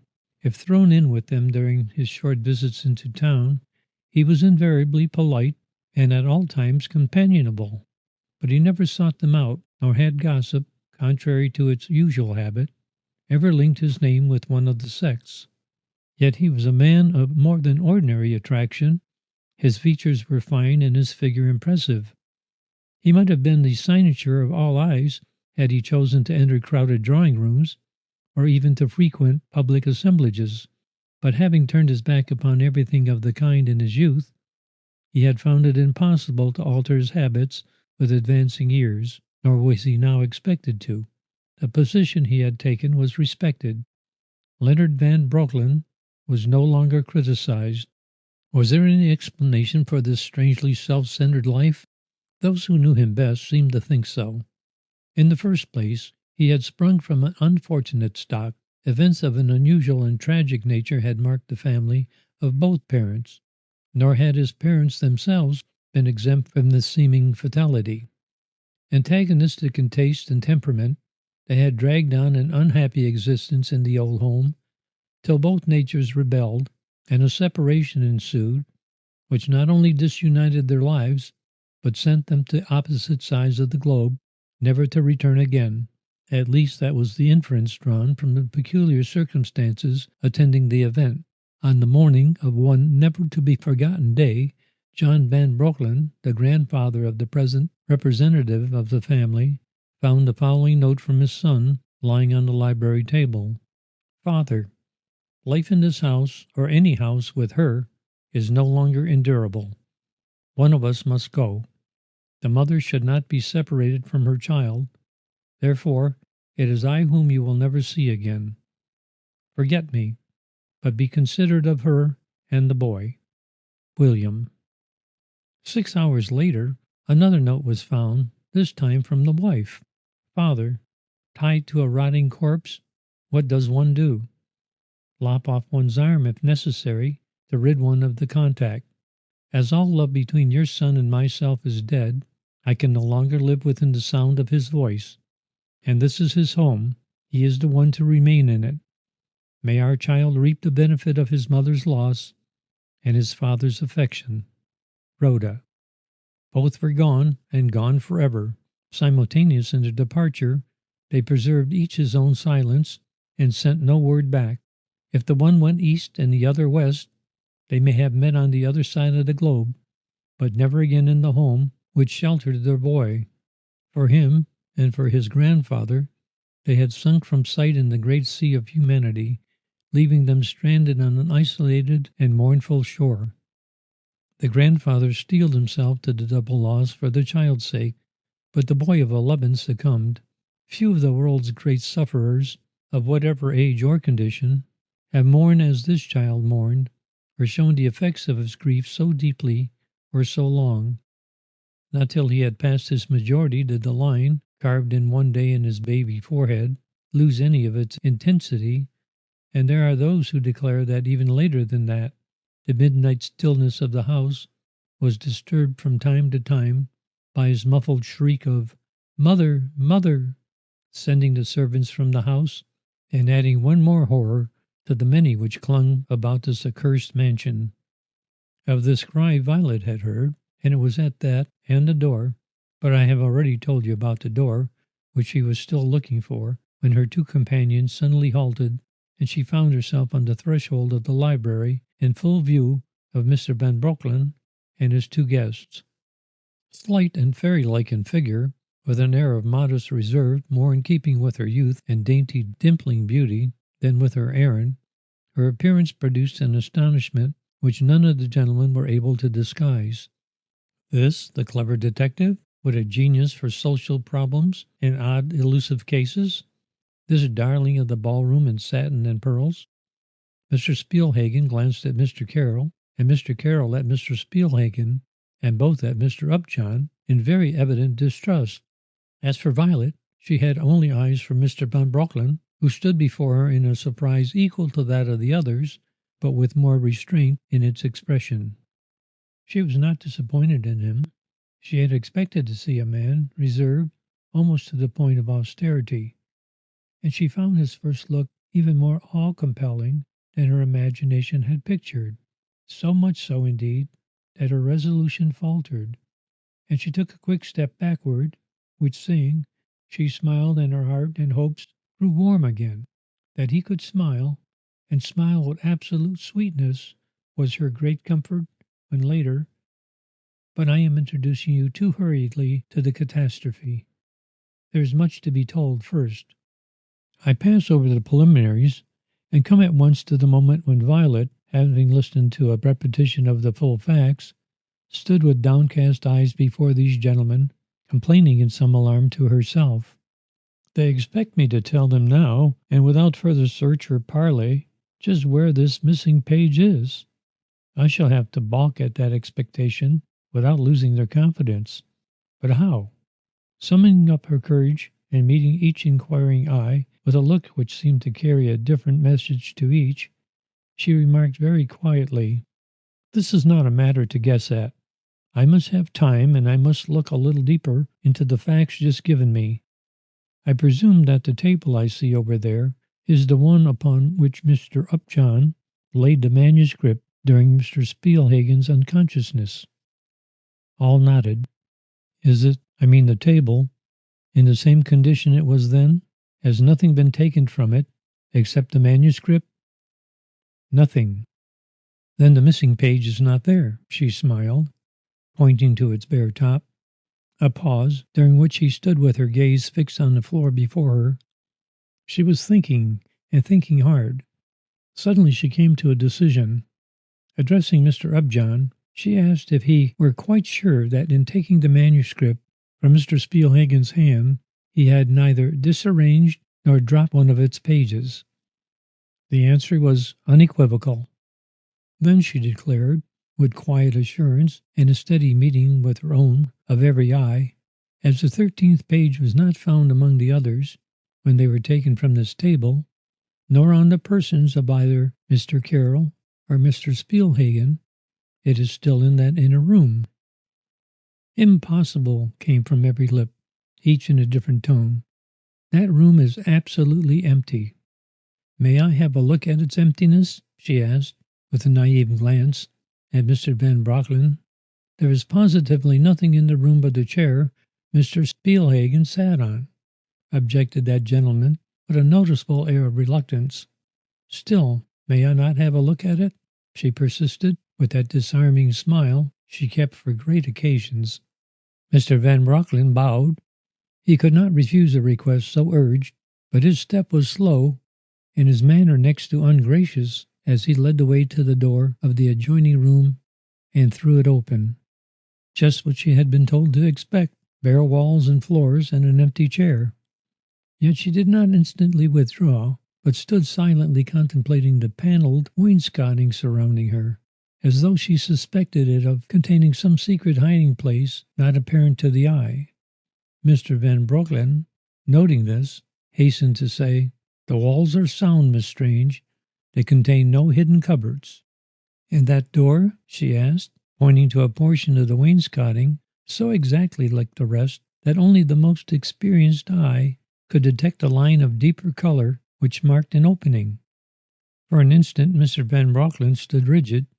Then the immovable pallor, which was one of his chief characteristics, gave way to a deep flush as he explained, "There was a door there once, but it has been permanently closed with cement." He forced himself to add, his countenance losing its effervescent color till it shone ghastly again in the strong light. With difficulty Violet preserved her show of composure. "The door," she murmured to herself. "I have found it. The great historic door." But her tone was light as she ventured to say, "Then it can no longer be opened by your hand or any other?" "It could not be opened with an axe." Violet sighed in the midst of her triumph. Her curiosity had been satisfied, but the problem she had been set to solve looked inexplicable. But she was not one to yield easily to discouragement. Marking the disappointment approaching to disdain in every eye but Mr. Upjohn's, she drew herself up, she had not far to draw, and made this final proposal. "A sheet of paper," she remarked, "of the size of this one cannot be spirited away or dissolved into thin air. It exists, it is here, and all we want is some happy thought in order to find it. I acknowledge that happy thought has not come to me yet, but sometimes I get it in what may seem to you a very odd way. Forgetting myself, I try to assume the individuality of the person who has worked the mystery. If I can think with his thoughts, I possibly may follow him in his actions. In this case, I should like to make believe for a few moments that I am Mr. Spielhagen. With what a delicious smile she said this.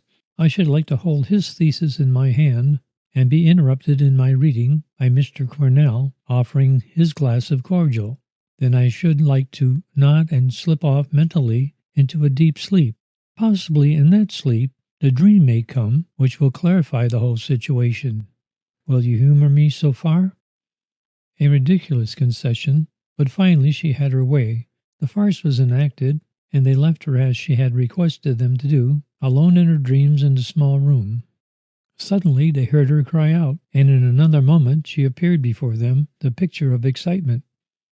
"Is this chair standing exactly as it did when Mr. Spielhagen occupied it?" she asked. "No," said Mr. Upjohn. "It faced the other way." She stepped back and twirled the chair about with her disengaged hand. "So?"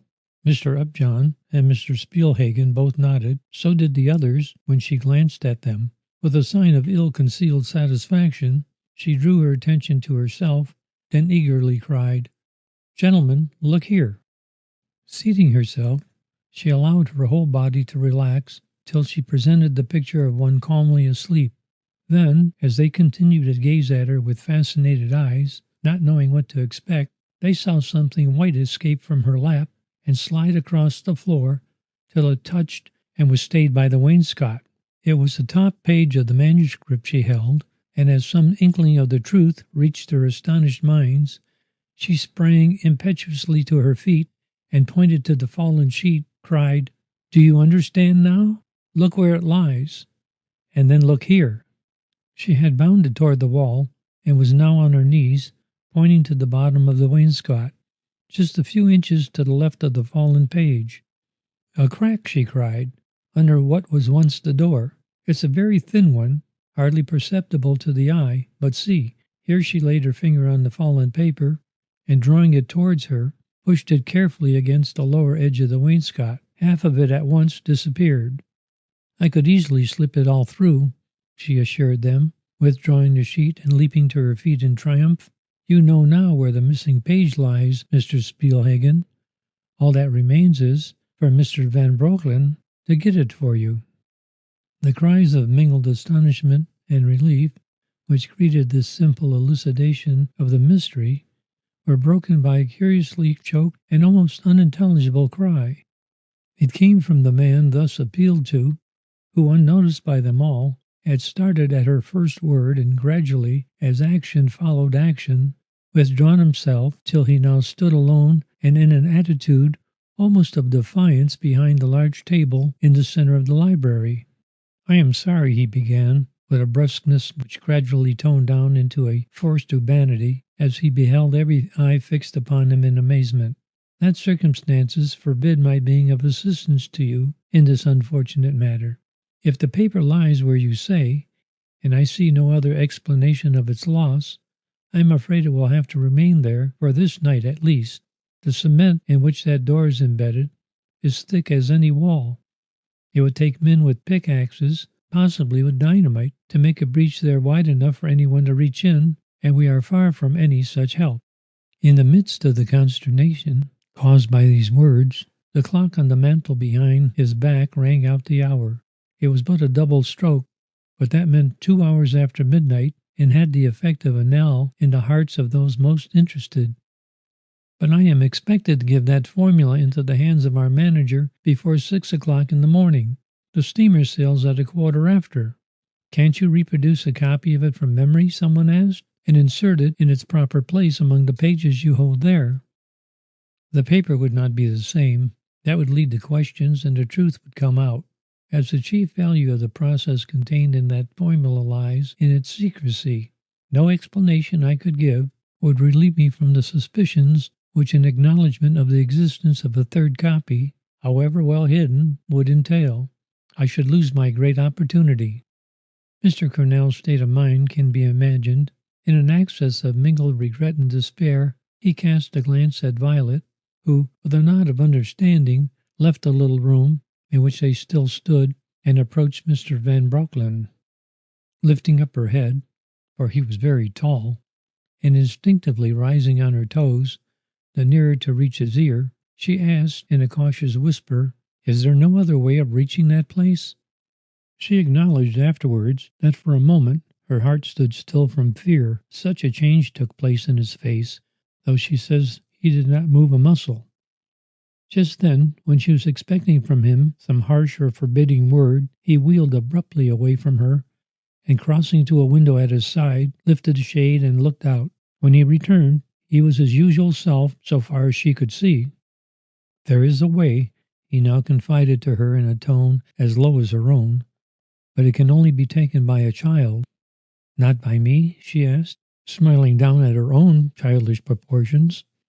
For an instant he seemed taken aback. Then she saw his hand begin to tremble and his lips twitch. Somehow, she knew not why, she began to pity him, and asked herself as she felt rather than saw the struggle in his mind. And here was a trouble which, if once understood, would greatly dwarf that of the two men in the room behind them. "I am discreet," she whisperingly declared. "I have heard the history of that door, how it was against tradition of the family to have it opened. There must have been some very dreadful reason, but old superstitions do not affect me, and if you will allow me to take the way you mention, I will follow your bidding exactly, and will not trouble myself about anything but the recovery of this paper, which must lie only a little way inside that blocked-up door." Was his look one of rebuke at her presumption, or just the constrained expression of a perturbed mind? Probably the latter, for while she was watching him for some understanding of his mood, he reached out his hand and touched one of the satin folds crossing her shoulder. "You would soil this irretrievably," said he. "There is stuff in the stores for another," she smiled. Slowly his touch deepened into pressure. Watching him, she saw the crust of some old fear or dominant superstition melt under her eyes, and was quite prepared when he remarked, with what for him was a lightsome air, "I will buy the stuff, if you dare the darkness and intricacies of our old cellar. I can give you no light. You will have to feel your way according to my direction." "I am ready to dare anything." He left her abruptly. "I will warn Miss Digby," he called back. "She shall go with you as far as the cellar." Violet, in her short career as an investigator of mysteries, had been in many a situation calling for more than womanly nerve and courage, but never, or so it seemed to her at the time, had she experienced a greater depression of spirit than when she stood with Miss Digby before a small door at the extreme end of the cellar, and understood that here was her road, a road which, once entered, she must take alone. First, it was such a small door, no child older than 11 could possibly squeeze through it, but she was the size of a child of 11, and might possibly manage that difficulty. Secondly, there are always some unforeseen possibilities in every situation, and though she had listened carefully to Mr. Van Broecklyn's directions, and was sure that she knew them by heart, she wished she had kissed her father more tenderly in leaving him that night for the ball, and that she had not pouted so undutifully at some harsh stricture he had made. Did this mean fear? She despised the feeling if it did. Thirdly, she hated darkness. She knew this when she offered herself for this undertaking, but she was in a bright room at the moment, and only imagined what she must now face as a reality. But one jet had been lit in the cellar, and that near the entrance. Mr. Van Broecklyn seemed not to need light, even in his unfastening of the small door, which Violet was sure had been protected by more than one lock. Doubt, shadow, and a solitary climb between unknown walls, with only a streak of light for her goal, and the clinging pressure of Florence Digby's hand on her own for solace. Surely the prospect was one to tax the courage of her young heart to its limit, but she had promised, and she would fulfill. So with a brave smile she stooped to the little door, and in another moment had started on her journey. For journey, the shortest distance may seem when every inch means a heart-throb and one grows old in traversing a foot. At first the way was easy. She had but to crawl up a slight incline with the comforting consciousness that two people were within reach of her voice, almost within sound of her beating heart. But presently she came to a turn, beyond which her fingers failed to reach any wall on her left. Then came a step up which she stumbled, and further on a short flight, each tread of which she had been told to test before she ventured to climb it, lest the decay of innumerable years should have weakened the wood too much to bear her weight. 1, 2, 3, 4, 5 steps, then a landing with an open space beyond. Half of her journey was done. Here she felt she could give a minute to drawing her breath naturally, if the air, unchanged in years, would allow her to do so. Besides, here she had been enjoined to do a certain thing and to do it according to instructions. 3 matches had been given her, and a little night candle.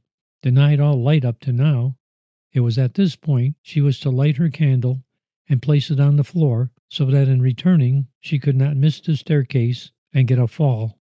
She had promised to do this, and was only too happy to see a spark of light scintillate into life in the immeasurable darkness. She was now in a great room long closed to the world, where once officers in colonial wars had feasted, and more than one council had been held. A room, too, which had seen more than one tragic happening, as its almost unparalleled isolation proclaimed. So much Mr. Van Brocklin had told her, but she was warned to be careful in traversing it, and not upon any pretext to swerve aside from the right-hand wall, till she came to a huge mantelpiece. This passed, and a sharp corner turned, she ought to see somewhere in the dim spaces before her a streak of vivid light shining through the crack at the bottom of the blocked-up door. The paper should be somewhere near this streak.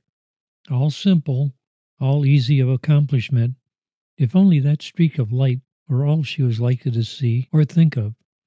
If the horror which was gripping her throat should not take shape, if things would remain shrouded in impenetrable darkness, and not force themselves in shadowy suggestion upon her excited fancy.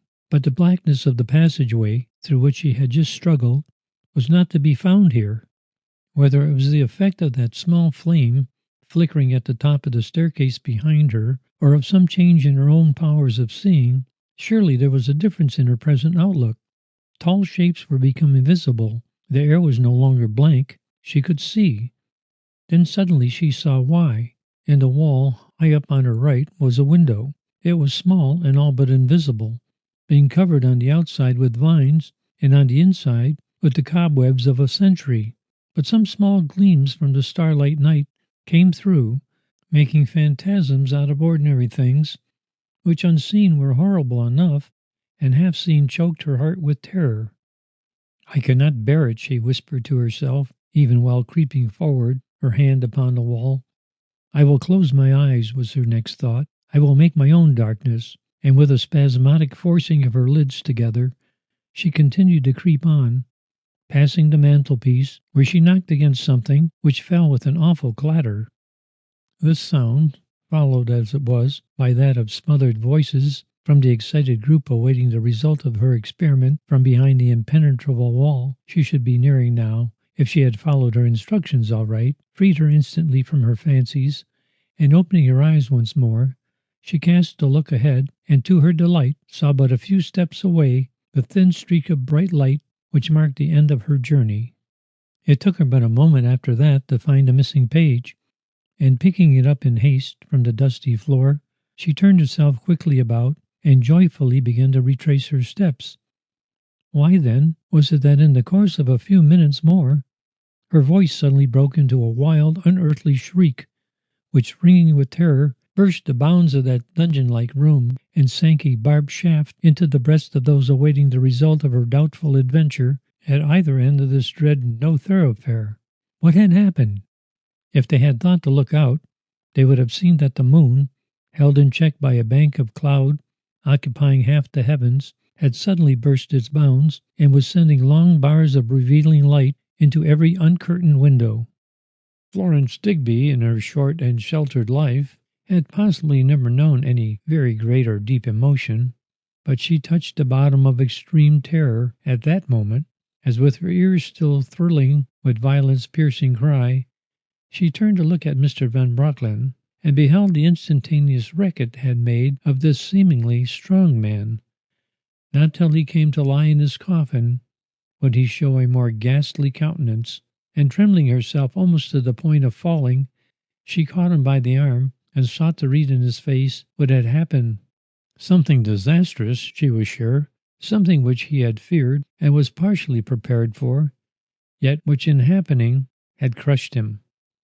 Was it a pitfall into which the poor little lady had fallen? If so, but he is speaking, mumbling low words to himself. Some of them she can hear.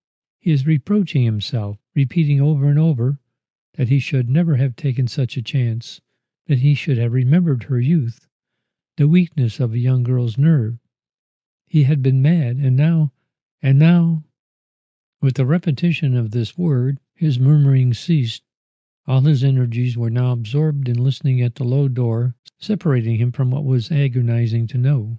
A door impossible to enter, impossible to enlarge, a barrier to all help, an opening whereby sound might pass, but nothing else, save her own small body, now lying where?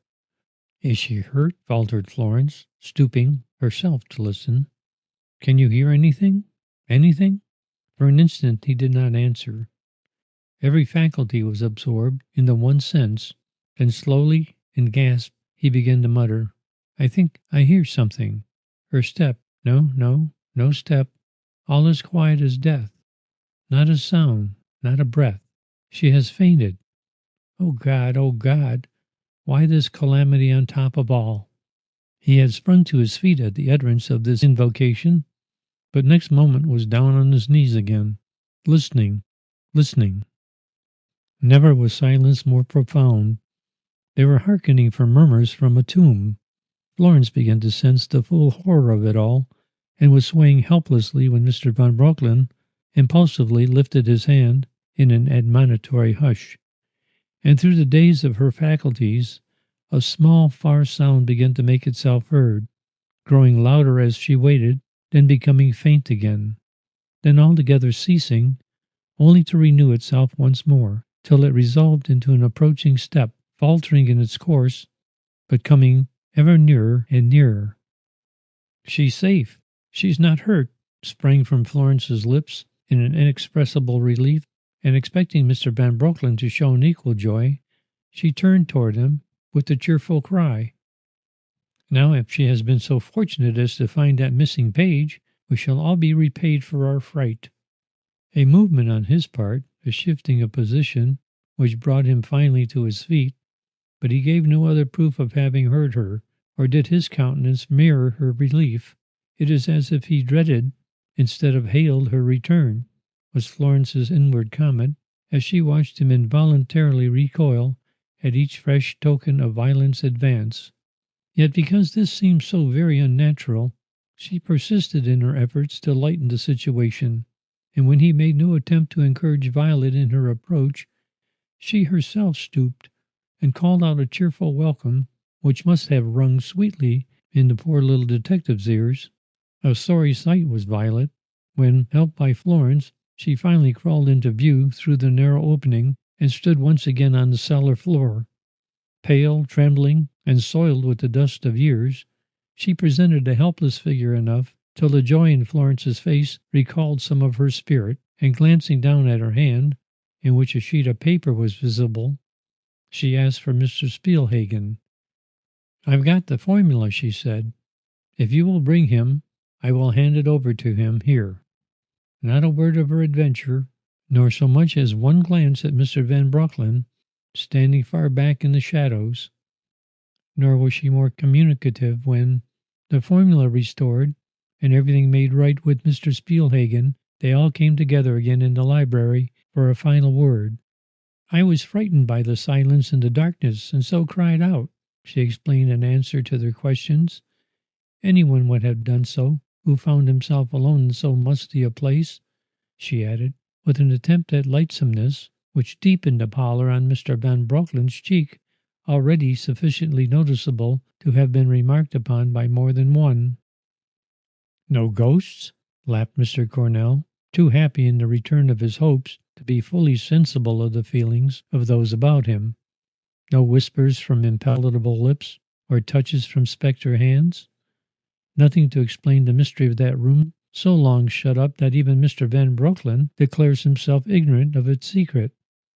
Nothing, returned Violet, showing her dimples in full force now. If Miss Strange had any such experiences, if she has anything to tell worthy of so marked a curiosity, she will tell it now, came from the gentleman just alluded to, in tones so stern and strange that all show of frivolity ceased on the instant. Have you anything to tell, Miss Strange? Greatly startled, she regarded him with widening eyes for a moment, then with a move towards the door, remarked, with a general look about her, Mr. Van Brocklin knows his own house, and doubtless can relate its histories if he will. I am a busy little body, who, having finished my work, am now ready to return home, there to wait for the next problem which an indulgent fate may offer me. She was near the threshold. She was about to take her leave, when suddenly she felt two hands fall on her shoulder, and turning, met the eyes of Mr. Van Brocklin burning into her own. You saw, dropped in an almost inaudible whisper from his lips. The shiver which shook her answered him better than any word. With an exclamation of despair, he withdrew his hands, and facing the others now standing together, recovered some of his self-possession. I must ask for another hour of your company. I can no longer keep my sorrow to myself. A dividing line has just been drawn across my life, and I must have the sympathy of someone who knows my past, or I shall go mad in my self-imposed solitude. Come back, Miss Strange. You, of all others, have the prior right to hear. I shall have to begin, said he, when they were all seated and ready to listen, by giving you some idea, not so much of the family tradition, as of the effect of this tradition upon all who bore the name of Van Brocklin. This is not the only house, even in America, which contains a room shut away from intrusion. In England there are many, but there is this difference between most of them and ours. No bars or locks forcibly held shut the door we were forbidden to open. The command was enough, that and the superstitious fear which such a command, attended by a long and unquestioning obedience, was likely to engender. I know no more than you do why some early ancestor laid this ban upon this room, but from my earliest years I was given to understand that there was one latch in the house which was never to be lifted, that any fault would be forgiven sooner than that the honor of the whole family stood in the way of disobedience, and that I was to preserve that honor to my dying day. You will say that all this is fantastic, and wonder that sane people in these modern times should subject themselves to such a ridiculous restriction, especially when no good reason was alleged, and the very source of the tradition from which it sprung forgotten. You are right, but if you look long into human nature, you will see that the bonds which hold the firmest are not material ones, that an idea will make a man and mold a character, that it lies at the source of all heroisms and is to be courted or feared as the case may be. For me it possessed a power proportionate to my loneliness. I don't think there was ever a more lonely child. My father and mother were so unhappy in each other's companionship that one or other of them was almost always away, but I saw little of either, even when they were at home. The constraint in their attitude toward each other affected their conduct toward me. I have asked myself more than once if either of them had any real affection for me. To my father I spoke of her, to her of him, and never pleasurably. This I am forced to say, or you cannot understand my story. Would to God I could tell another tale. Would to God I had such memories as other men have of father's clasp, a mother's kiss. But no, my grief, already profound, might have become abysmal. Perhaps it is best as it is, only I might have been a different child, and made for myself a different fate. Who knows? As it was, I was thrown almost entirely upon my own resources for any amusement. This led me to a discovery I made one day. In a far part of the cellar, behind some heavy casks, I found a little door. It was so low, so exactly fitted to my small body, that I had the greatest desire to enter it, but I could not get around the casks. At last an expedient occurred to me. We had an old servant who came nearer loving me than anyone else. One day when I chanced to be alone in the cellar, I took out my ball and began throwing it about. Finally it landed behind the casks, and I ran with a beseeching cry to Michael to move them. It was a task requiring no little strength and address, but he managed, after a few Herculean efforts, to shift them aside, and I saw with delight my way open to that mysterious little door. But I did not approach it then. Some instinct deterred me.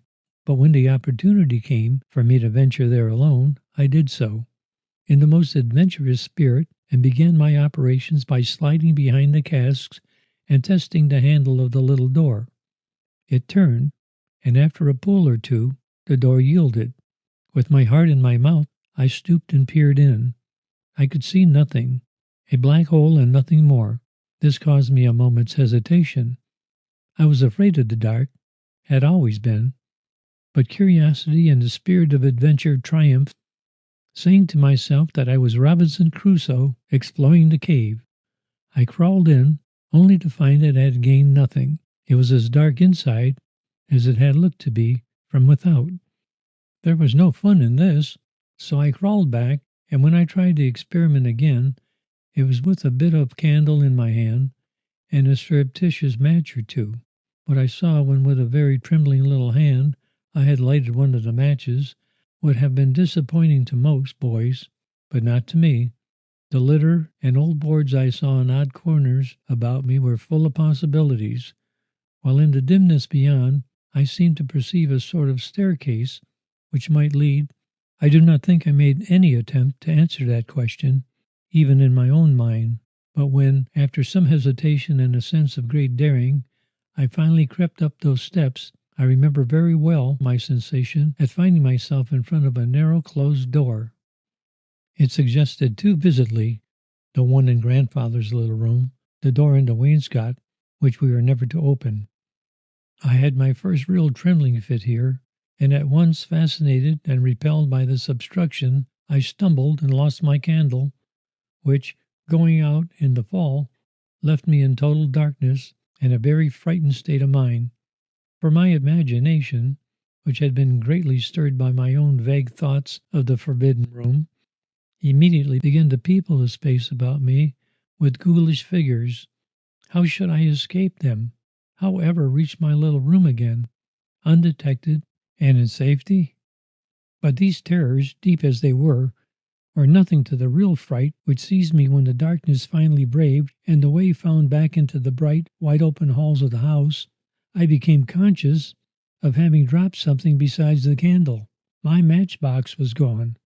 Not my matchbox, but my grandfather's, which I had found lying on his table and carried off on this adventure in all the confidence of irresponsible youth. To make use of it for a little while, trusting to his not missing it in the confusion I had noticed about the house that morning was one thing, to lose it was another. It was no common box, made of gold and cherished for some special reason, well known to himself. I had often heard him say that some day I would appreciate its value and be glad to own it, and I had left it in that hole, and at any minute he might miss it, possibly ask for it. The day was one of torment. My mother was away or shut up in her room. My father, I don't know just what thoughts I had about him. He was not to be seen either, and the servants cast strange looks at me when I spoke his name. But I little realized the blow which had just fallen upon the house in his definite departure, and only thought of my own trouble, and of how I should meet my grandfather's eye when the hour came for him to draw me to his knee for his usual good night. That I was spared this ordeal for the first time this very night first comforted me, then added to my distress. He had discovered his loss and was angry. On the morrow he would ask me for the box, and I would have to lie, for never could I find the courage to tell him where I had been. Such an act of presumption he would never forgive, or so I thought as I lay and shivered in my little bed. That his coldness, his neglect, sprang from the discovery just made that my mother as well as my father had just fled the house for ever, was a little known to me as the morning calamity. I had been given my usual attendance and was tucked safely into bed, but the gloom, the silence, which presently settled upon the house, had a very different explanation in my mind from the real one. My sin, for such it loomed large in my mind at this time, colored the whole situation and accounted for every event. At what hour I slipped from my bed onto the cold floor, I shall never know. To me it seemed to be in the dead of the night, but I doubt if it were more than 10. So slowly creep away the moments to a wakeful child. I had made a great resolve. Awful as the prospect seemed to me, frightened as I was by the very thought, I had determined in my small mind to go down into the cellar and into that midnight hole again in search of the lost box. I would take a candle and matches, this time from my own mantel shelf, and if everyone was asleep, as appeared from the deathly quiet of the house, I would be able to go and come without anybody ever being the wiser. Dressing in the dark, I found my matches and my candle, and putting them in one of my pockets, softly opened my door and looked out. Nobody was stirring. Every light was out except a solitary one in the lower hall. That this still burned conveyed no meaning to my mind. How could I know that the house was so still and the room so dark? Because everyone was out searching for some clue to my mother's flight. If I had looked at the clock, but I did not, I was too intent upon my errand, too filled with the fever of my desperate undertaking, to be affected by anything not bearing directly upon it. Of the terror caused by my own shadow on the wall as I made the turn into the hall below, I have as keen a recollection today as though it happened yesterday. But that did not deter me.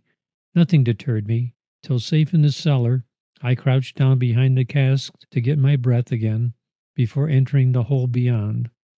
I had made some noise in my feeling my way around these casks, and I trembled lest these sounds had been heard upstairs. But this fear soon gave place to one far greater. Other sounds were making themselves heard. A din of small scurrying feet, above, below, on every side of me. Rats! Rats in the wall. Rats on the cellar bottom. How I ever stirred from the spot, I do not know, but when I did stir, it was to go forward and enter the uncanny hole. I had intended to light my candle when I got inside, but for some reason I went stumbling along in the dark, following the wall, till I got to the steps where I had dropped the box. Here a light was necessary, but my hand did not go to my pocket. I thought it better to climb the steps first, and softly one foot found the tread, and then another. I had only 3 more to climb, then my right hand, now feeling its way along the wall, would be free to strike a match. I climbed the 3 steps and was steadying myself against the door for a final plunge, when something happened, something so strange, so unexpected, and so incredible that I wonder did I not shriek aloud in my terror? The door was moving under my hand. It was slowly opening inward. I could feel the chill made by the widening crack. Moment by moment this chill increased. The gap was growing. A presence was there. A presence before which I sank in a small heap upon the landing. Would it advance? Had it feet, hands? Was it a presence which could be felt? Whatever it was, it made no attempt to pass, and presently I lifted my head, only to quake anew at the sound of a voice, a human voice, my mother's voice, so near me that by putting out my arms I might have touched her. She was speaking to my father. I knew it from the tone. She was saying words which, little understood as they were, made such a havoc in my youthful mind that I have never forgotten them. "I have come," she said. "They think I have fled the house, and you are looking far and wide for me. We shall not be disturbed. Who would think of looking here for either you or me?" Here! The word sank like a plummet in my breast. I had known for some few minutes that I was on the threshold of the forbidden room, but they were in it. I can scarcely make you understand the tumult which this awoke in my brain. Somehow, I had never thought that any such braving of the house's law would be possible. I heard my father's answer, but it conveyed no meaning to me. I also realized that he spoke from a distance, and he was at one end of the room while we were at the other. I was presently to have this idea confirmed. For a while I was striving with all my might and main to subdue my very heart throbs so that she would not hear me or suspect my presence. The darkness, I should rather say the blackness of the place, yielded to a flash of lightning, heat lightning, all glare and no sound, and I caught an instantaneous vision of my father's figure standing with gleaming things about him, which affected me at the moment as supernatural, but which in later years I decided to have been weapons hanging on a wall. She saw them too, for she gave a quick laugh and said they would not need any candles. And then there was another flash, and I saw something in his hand and something in hers, and though I did not yet understand, I felt myself turning deathly sick and gave a choking gasp which was lost in the rush she made into the center of the room and the keenness of her swift low cry, "Garde à toi, for only one of us will ever leave this room alive." A duel to the death between this husband and wife, this father and mother, in this hole of dread tragedies, and within the sight and hearing of their child. Has Satan ever devised a scheme more hideous for ruining the life of an 11-year-old boy? Not that I took it all in at once. I was too innocent and much too dazed to comprehend such hatred, much less the passions which engendered it. I only knew that something horrible, something beyond the conception of my childish mind, was going to take place in the darkness before me, and the terror of it made me speechless. Would to God it had made me deaf and blind and dead. She had dashed from her corner, and he had slid away from his, as the next fantastic gleam which lit up the room showed me. It also showed the weapons in their hands, and for a moment I felt reassured when I saw these were swords, for I had seen them before with foils in their hands, practicing for exercise, as they said, in the great garret, but the swords had buttons on them, and this time the tips were sharp and shone in the keen light. An exclamation from her and a growl of rage from him were followed by movements I could scarcely hear, but which were terrifying from their very quiet. Then the sound of a clash. The swords had crossed. Had the lightning flashed forth then, the end of one of them might have occurred. But the darkness remained undisturbed, and when the glare relit the great room again, they were already far apart. This called out a word from him. The one sentence he spoke, I can never forget it. "Rhoda, there is blood on your sleeve. I have wounded you. Shall we call it off and fly, as the poor creatures in there think we have, to the opposite ends of the earth?" I almost spoke. I almost added my childish plea to his for them to stop, to remember me and stop, but not a muscle in my throat responded to my agonized effort. Her cold, clear "no" fell before my tongue was loosened or my heart freed from the ponderous weight crushing it. "I have vowed, and I keep my promises," she went on, in a tone quite strange to me. What would either's life be worth with the other alive and happy in this world? He made no answer, and those subtle movements, shadows of movements I might almost call them, recommenced, and there came a sudden cry, shrill and poignant. Had grandfather been in his room, he would surely have heard it, and the flash coming almost simultaneously with its utterance, I saw what has haunted my sleep from that day to this, my father pinned against the wall, sword still in hand, and before him my mother, fiercely triumphant, her staring eyes fixed on his hand. Nature could bear no more. The band loosened from my throat, the oppression lifted from my breast long enough for me to give one wild wail, and she turned and saw. Heaven sent its flashes quickly at this moment, and recognizing my childish form, all the horror of her deed, or so I have fondly hoped, rose within her, and she gave a start and fell upon the point upturned to receive her. A groan, then a grasping sigh from him, and silence settled upon the room and upon my heart, and so far as I knew, upon the whole created world. That is my story, friends. Do you wonder that I have never been or lived like other men? After a few moments of sympathetic silence, Mr. Van Brocklin went on to say, "I don't think I ever had a moment's doubt that my parents both lay dead on the floor of that great room. When I came to myself, which may have been soon, It may not have been for a long while. The lightning had ceased to flash, leaving the darkness stretching like a blank pall between me and that spot in which were concentrated all the terrors of which my imagination was capable. I dared not enter it. I dared not take one step that way. My instinct was to fly and hide my trembling body again in my own bed. And associated with this, in fact dominating it and making me old before my time, was another: never to tell, never to let anyone, least of all my grandfather, know what that forbidden room now contained.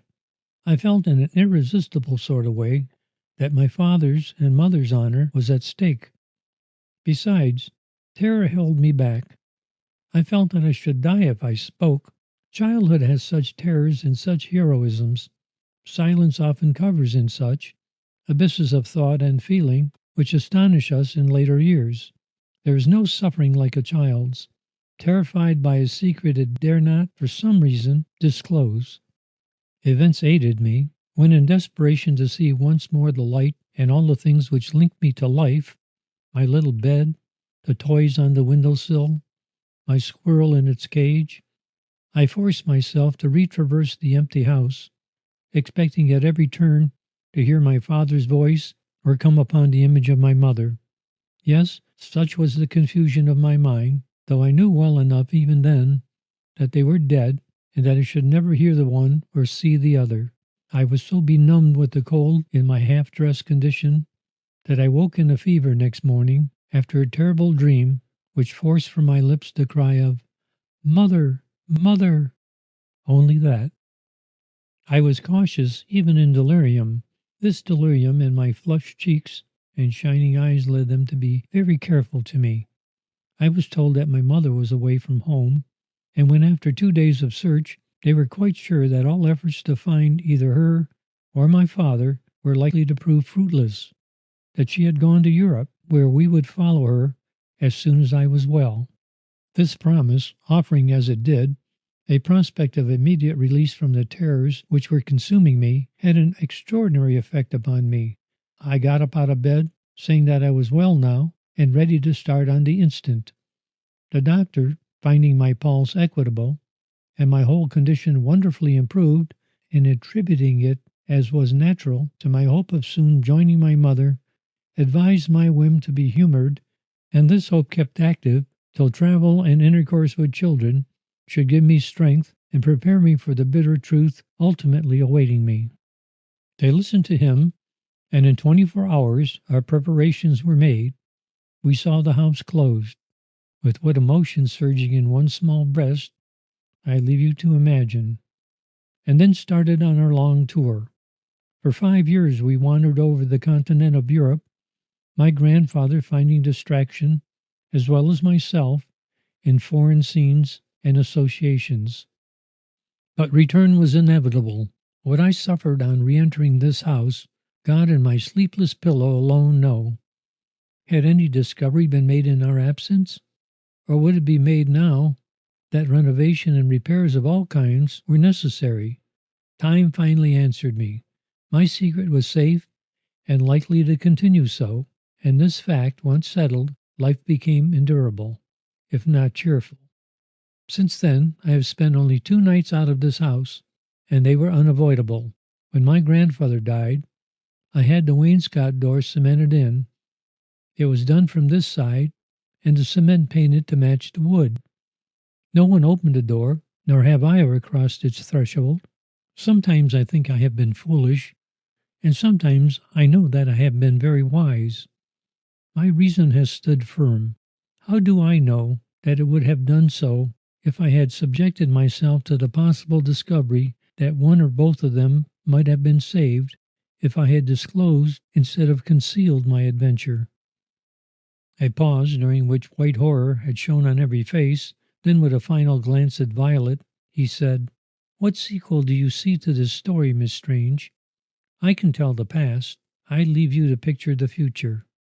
Rising, she let her eye travel from face to face till it rested on the one awaiting it, when she answered dreamily, "If some morning in the news column there should appear an account of the ancient and historic home of the Van Brocklins, having burned to the ground in the night, the whole country would mourn, and the city feel defrauded of one of its treasures. But there are 5 persons who would see it in the sequel which you ask for. When this happened, as it did happen, some few weeks later, the astonishing discovery was made that no insurance had been put upon this house. Why was it that, after such a loss, Mr. Van Brocklin seemed to renew his youth?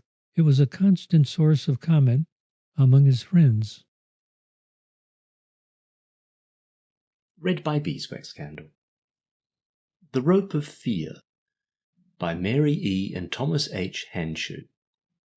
If you know anything of the country of Westmoreland, you will know the chief market town of Merton Shepherd. And if you know Merton Shepherd, you will know that there is only one important building in that town, besides the massive town hall. That building is the Westmoreland Union Bank. A private concern, well backed by every wealthy magnate in the surrounding district, and patronized by everyone from the highest to the lowest degree. Anybody will point the building out to you, firstly because of its imposing exterior, and secondly because everyone in the whole county brings his money to Mr. Naylor Brent, to do with it what he wills. For Mr. Naylor Brent is the manager, and besides being known far and wide for his integrity, his uprightness of purpose, and his strict sense of justice, he acts to the poorer inhabitants of Merton Shepherd as a sort of father confessor in all their troubles, both of a social and a financial character. It was toward the last of September that the big robbery happened, and upon one sunny afternoon at the end of that month, Mr. Naylor Brent was pacing the narrow confines of his handsomely appointed room in the bank, visibly disturbed.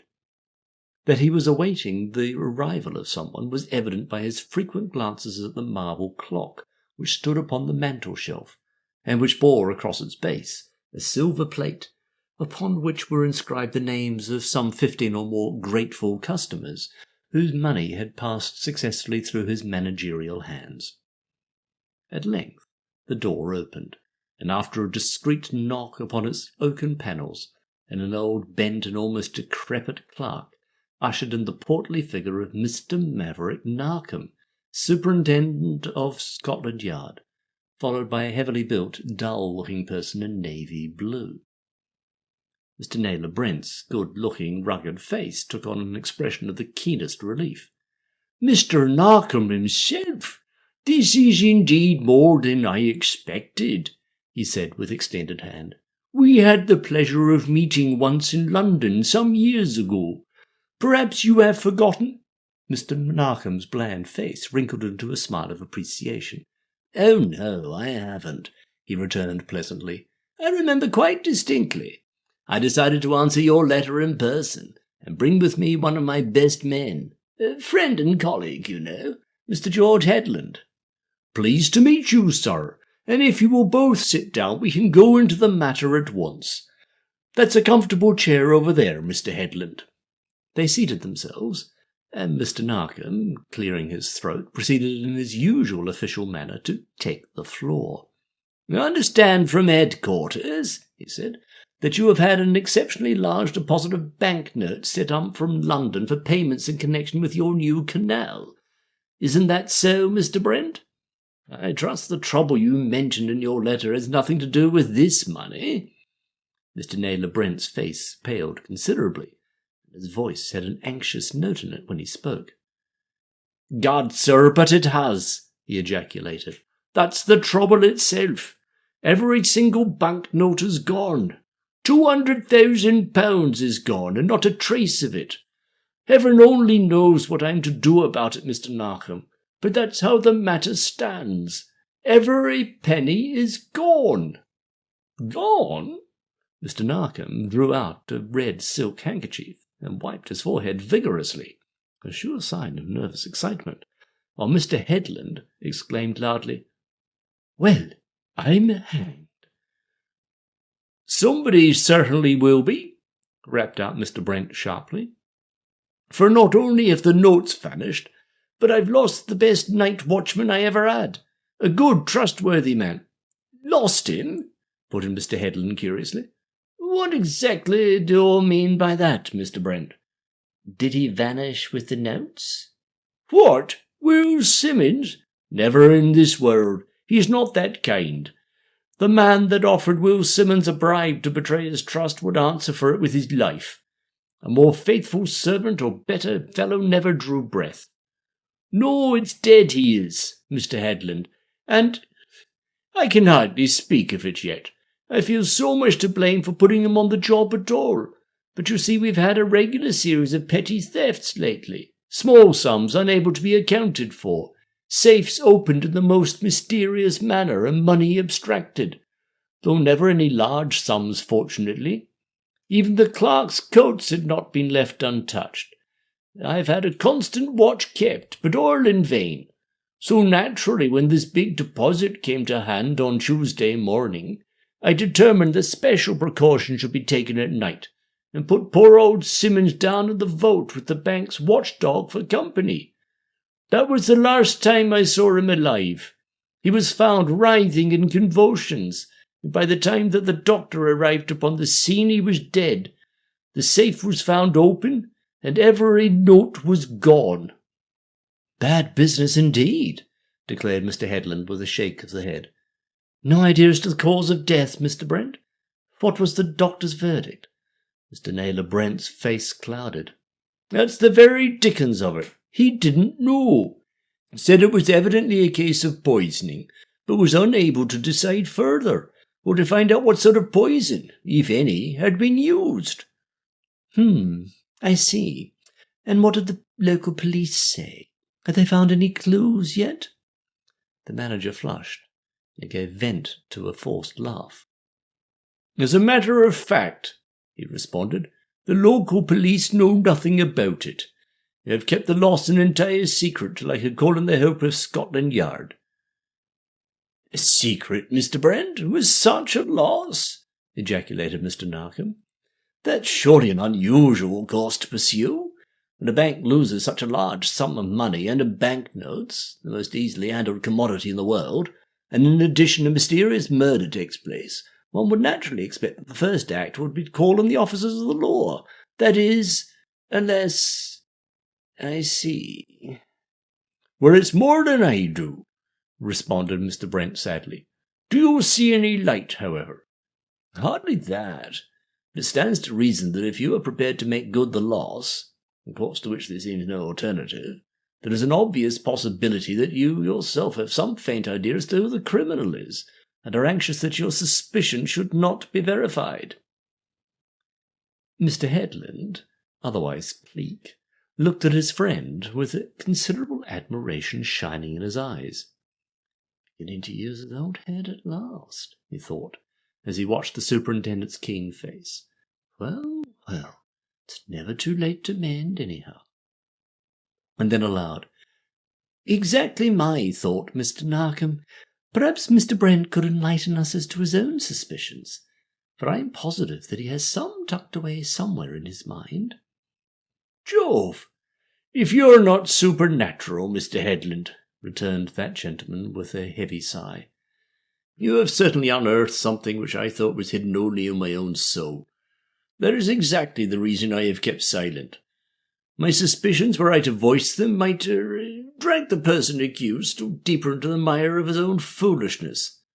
There's Patterson, for instance. He would arrest him on sight without the slightest compunction. Patterson? Threw in Cleek quickly. Patterson. The name's familiar. Don't suppose, though, that it would be the same one. It's a common enough name. Company promoter who made a pile on copper the first year of the war, and retired with a swag, to put it brutally. 'Tisn't that chap, I suppose? The identical man, returned Mr. Brent excitedly. He came here some 5 years ago. Bought up Mount Morris Court, a fine place for having a view of the whole town, and he's lately started to run an opposition bank to ours, doing everything in his power to overthrow my position here. It's his spite, I believe, against myself as well as George.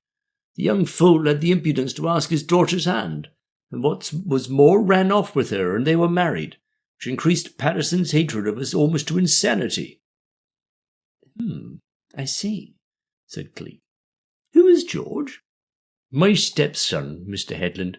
Unfortunately for me, my late wife's boy by her first marriage. Have to admit it regretfully enough, he was the cause of his mother's death. He literally broke her heart by his wild living, and I was only too glad to give him a small allowance, which, however, helped him with his unhappy marriage, and hope to see the last of George Barrington." Cleek twitched up an inquiring eyebrow. "Unhappy, Mr. Brent?" he queried. "But I understood from you a moment ago it was a love match." "In the beginning it was purely a question of love, Mr. Headland," responded the manager gravely. "But, as you know, when poverty comes in at their door, love sometimes flies out of the window. And from all accounts, the late Miss Patterson never ceases to regret the day she became Mrs. George Barrington. George has been hanging about here this last week or two, and I noticed him trying to renew acquaintance with old Simmons only a day or two ago in the bar of the Rose and Anchor. He was also seen prowling around the bank on Tuesday night. So now you know why I was loath to set the ball rolling.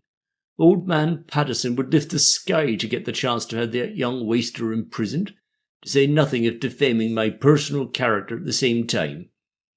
Sooner that I must endeavour to raise sufficient money by private means to replace the notes.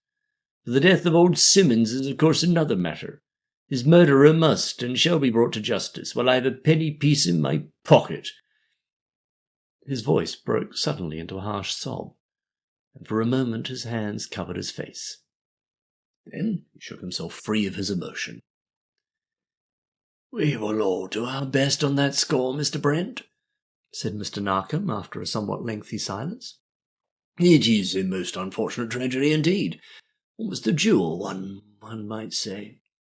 But I think you can safely trust yourselves in our hands, eh, Headland?" Cleek bowed his head, while Mr. Brent smiled appreciation of the superintendent's kindly sympathy. "I know I can," he said warmly. "Believe me, Mr. Narkom, and you too, Mr. Headland, I am perfectly content to leave myself with you. But I have my suspicions, and strong ones they are too, and would not mind laying a bet that Patterson has engineered the whole scheme and is quietly laughing up his sleeve at me." "That's a bold assertion, Mr. Brent," put in Cleek quietly. "But justified by facts, Mr. Headland. He has twice tried to bribe Simmons away from me, and last year offered Colcott, my head clerk, a sum of £5,000 to let him have the list of our clients." "Oh ho," said Cleek in two different tones. "What of that sort, is it? Not content with the fortune won by profiteering, he must try and ruin others. Having failed to get hold of your list of clients, he tries the burglar's theft game and gambles on that. Well, young Barrington may only be a coincidence after all, Mr. Brent. I shouldn't worry too much about him if I were you. Suppose you tell Mr. Narkom and myself the details, right from the beginning, please. When was the murder discovered, and who discovered it?" Mr. Naylor Brent leaned back in his chair and sighed heavily as he polished his gold glasses. "For an affair of such a tragic importance, Mr. Headland," he said, "it is singularly lacking in details.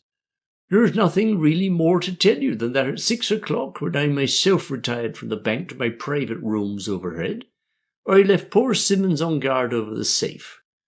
At 9 o'clock, I was fetched down by the inspector on the beat, who had left young Wilson with the body. After that—" Cleek lifted a silencing hand. "One moment," he said. "Who is young Wilson, Mr. Brent? And why should he, instead of the inspector, be left alone with the body?" "Wilson is one of the cashiers, Mr. Headland. A nice lad, but of no particular education. It seems he found the bank's outer door unlatched and called up the constable on the beat. As luck would have it, the inspector happened along, and down they went into the vaults together. But as to why the inspector left young Wilson with the body instead of sending him up for me, well, frankly, I'd never given the thing a thought till now." "I see. Funny thing this chap Wilson should have made straight for the vaults, though. Did he expect a murder or robbery beforehand? Was he acquainted with the fact that the notes were there, Mr. Brent?" "No, he knew nothing whatever about them. No one did. There is no one but the head clerk, Mr. Colcott, myself and old Simmons. In bank matters, you know, the less said about such things, the better, and Mr. Narkom nodded. Very wise indeed, he said approvingly. One cannot be too careful in money matters. And if I may say so, bank pay being none too high, the temptation must sometimes be rather great. I have a couple of nephews at the bank myself. Cleek's eyes suddenly silenced him as though there had been a spoken word. "This Wilson, Mr. Brent?" Cleek asked quietly. "Is he a young man?" "Oh, quite young. Not more than 4 or 25, I should say. Came from London with an excellent reference, and so far has given every satisfaction. Universal favourite with the firm, and also with old Simmons himself. I believe the two used sometimes to lunch together and were firm friends. Seems almost a coincidence that the old man should have died in the boy's arms." "He made no statement, I suppose, before he died, to give an idea of the assassin? But of course you wouldn't know that, as you weren't there." "As it happens, I do, Mr. Headland. Young Wilson, who is frightfully upset. In fact, the shock of the whole thing has completely shattered his nerves. Never very strong at the best of times. Says that the old man just writhed and muttered something about a rope. Then he fell back dead." "A rope?" said Cleek in surprise. "Was he tied or bound, then?" "That's just it. There was no sign of anything whatever to do with a rope about him. It was possibly a death delusion or something of the sort. Perhaps the poor old chap was semi-conscious." "Undoubtedly.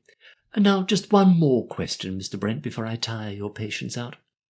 We policemen, you know, are terrible nuisances. What time was it when young Wilson discovered the door of the bank unlatched?" "About 9:30. I had just noticed my clock striking the half-hour when I was disturbed by the inspector." "And wasn't it unusual for a clerk to come back to the bank at that hour, unless he was working overtime?" Mr. Naylor Brent's fine head went back with a gesture which conveyed to Cleek the knowledge that he was not in the habit of working any of his employees beyond the given hours. "He was doing nothing of the sort, Mr. Headland," he responded a trifle brusquely. "Our firm is particularly keen about the question of working hours. Wilson tells me he came back for his watch, which he left behind him, and the door was conveniently unlatched and ready, so he simply fetched in the inspector and took him straight down into the vaults. Didn't get his watch, I suppose?" Mr. Naylor Brent jumped suddenly to his feet, all his self-possession gone for the moment. "Gad! I never thought of that.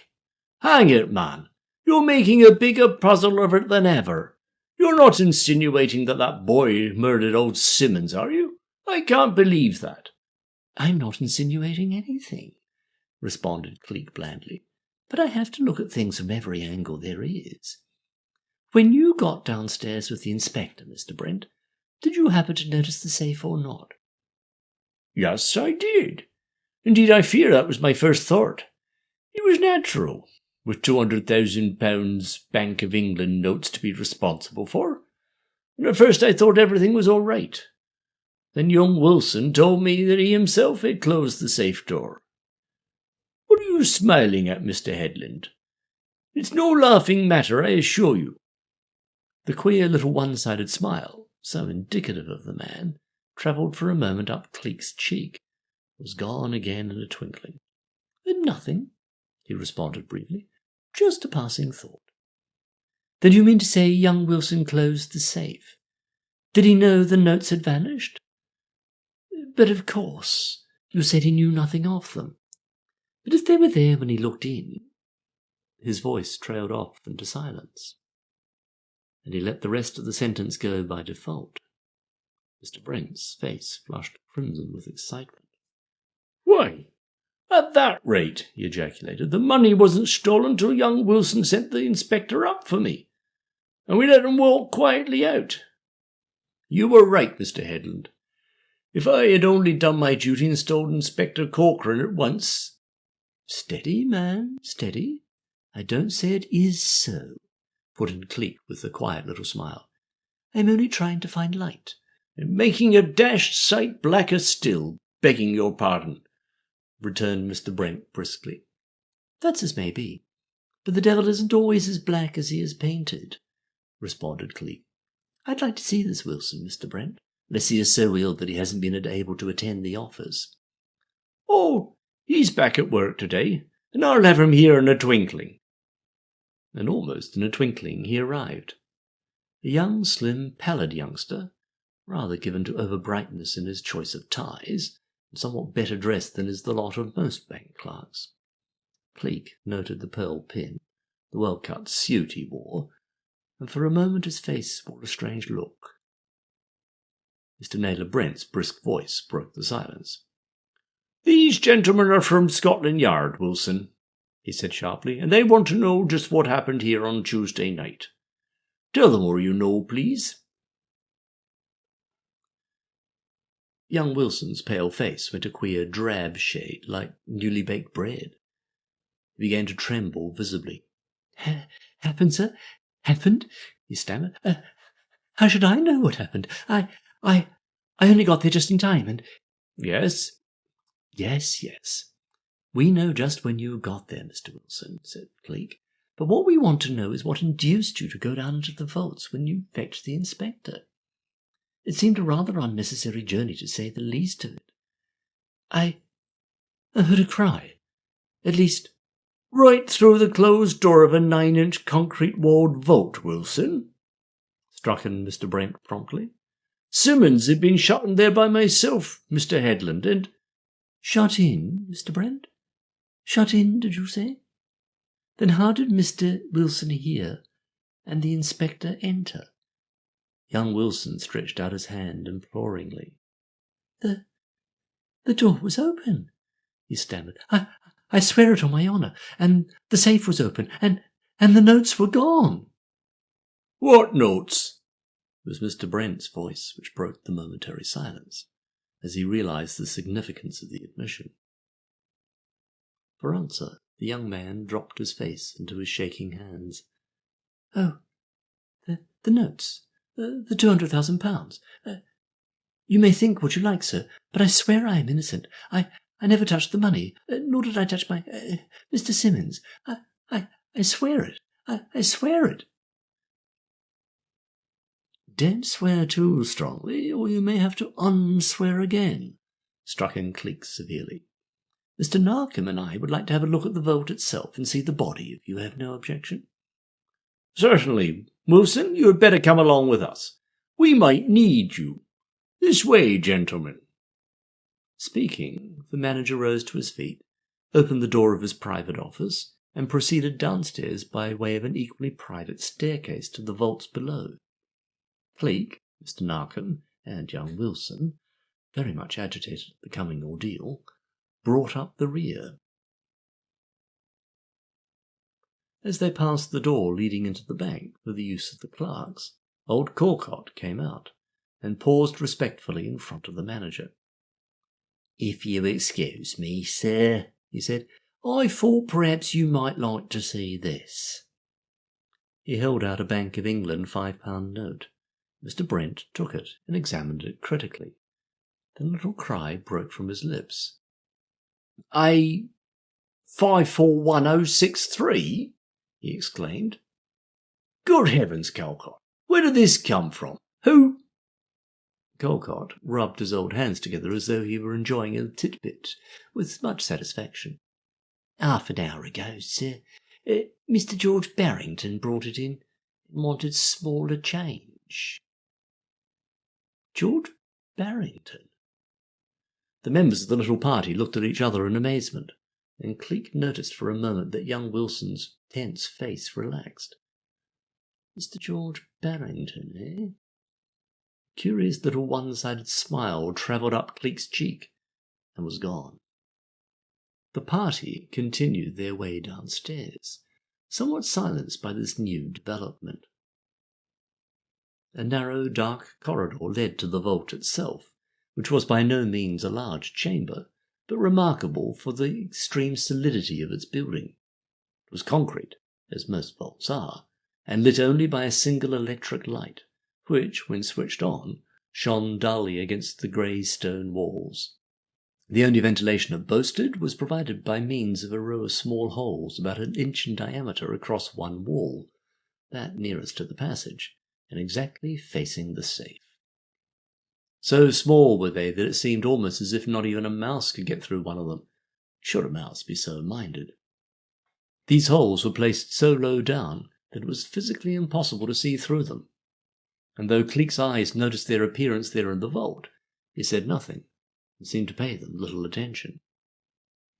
A speedy glance around the room gave him all the details of it: the safe against the wall, the figure of the old bank servant beside it, sleeping his last sleep, and guarding the vault in death as he had not been able to do in life. Cleek crossed towards him, then stopped suddenly, peering down at what seemed a little twist of paper. "Hello," he said. "Surely you don't allow smoking in the vault, Mr. Brent? Not that it could do much harm, but—" "Certainly not, Mr. Headland," returned the manager warmly. "That is strictly against orders." He glared at young Wilson, who, nervous as he had been before, became obviously more flustered than ever. I don't smoke, sir," he stammered in answer to that managerial look of accusation. "Glad to hear it." Cleek stroked his cigarette case lovingly inside his pocket, as though in apology for the libel. "But it's my mistake. Not a cigarette end at all. Just a twist of paper. Of no account, anyway." He stooped to pick it up, and then giving his hand a flirt, appeared to have tossed it away.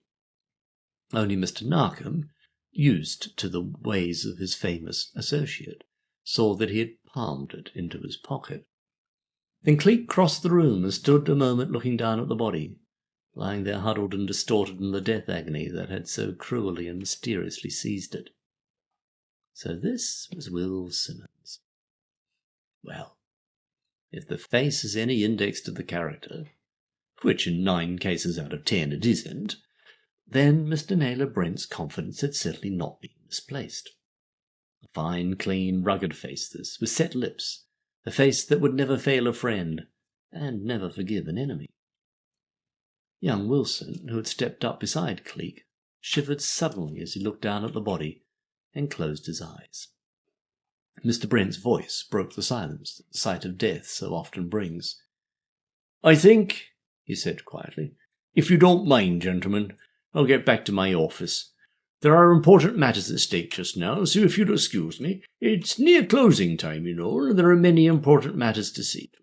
Wilson, you stay here with these gentlemen and render any assistance that you can. Show them around if they wish it. You need not resume work today. Anything which you wish to know, please call upon me." "Thanks. We'll remember." Cleek bowed ceremoniously as the manager retreated. "But no doubt Mr. Wilson here will give us all the assistance we require, Mr. Brent. We'll make an examination of the body first and let you know the verdict." The door closed on Mr. Brent's figure, and Cleek and Mr. Narkom and young Wilson were alone with the dead. Cleek went down upon his knees before the still figure and examined it from end to end. The clenched hands were put to the keenest scrutiny, but he passed no comment, only glancing now and again from those same hands to the figure of the young cashier who stood trembling beside him. Convulsions," he finally said softly to himself. Mr. Narkom watched his face with intense eagerness. "Might be aconite, but how administered?" Again he stood silent, his brain moving swiftly down an avenue of thought, and if the thoughts could have been seen, they should have showed something like convulsions, writhing, twisting, tied up in knots of pain, a rope. Suddenly he wheeled swiftly upon Wilson, his face a mask for his emotions. "Look here," he said sternly, "I want you to tell me the exact truth, Mr. Wilson. It's the wisest way when dealing with the police, you know.